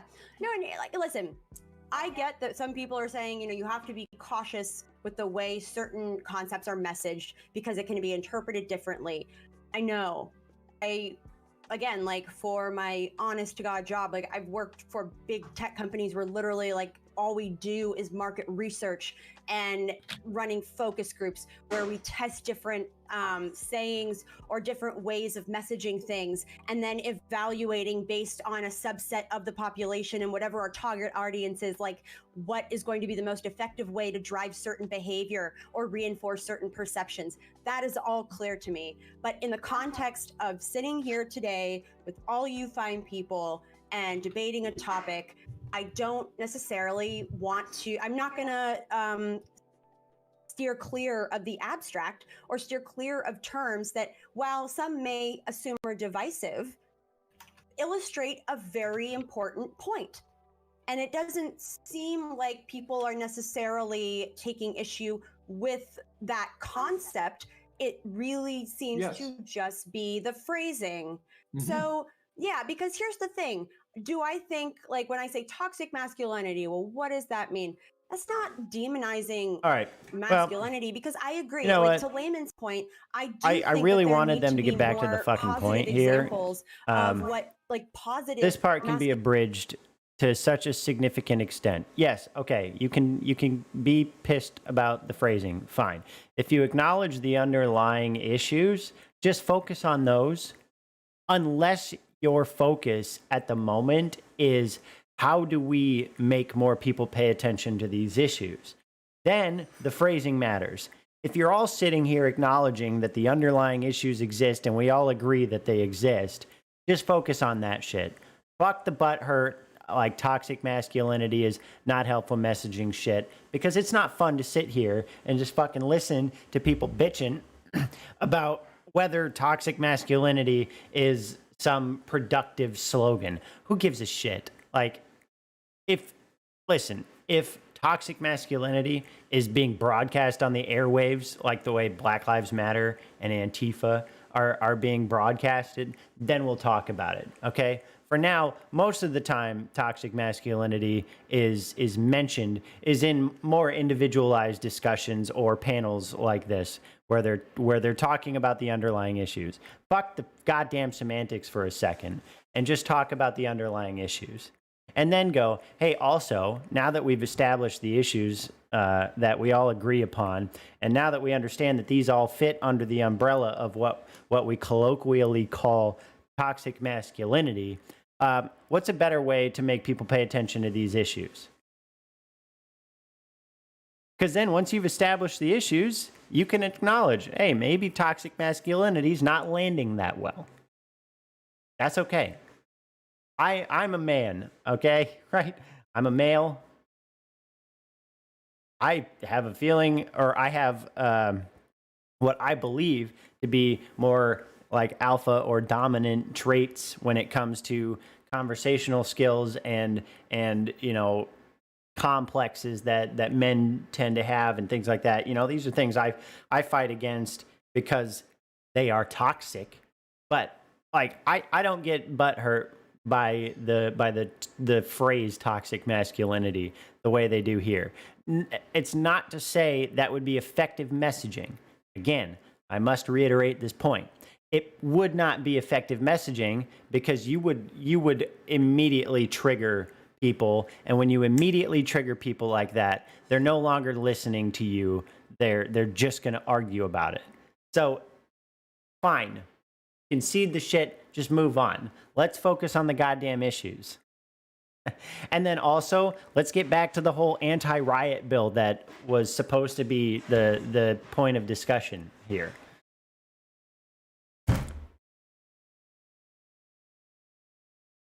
So there, on that note, I don't know how much longer they're going to go, but it's about, it's 10 o'clock anyways, and we are getting ready for bed. So I got a full day of stuff to do with family tomorrow, which is going to be fun. And taking a Tuesday out of the office will also be fun.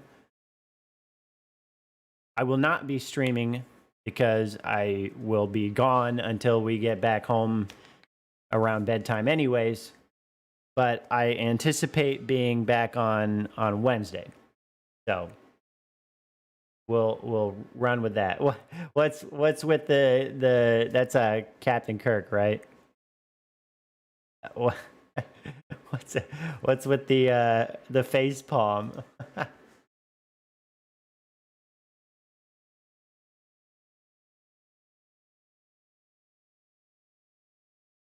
See you, Kitsune.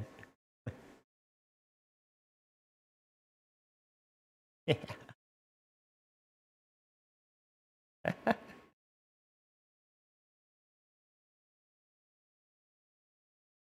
All right, we good? Was the face palm wasn't directed at me, which I presume it wasn't. I'm trying to make sure there's not some lingering issue.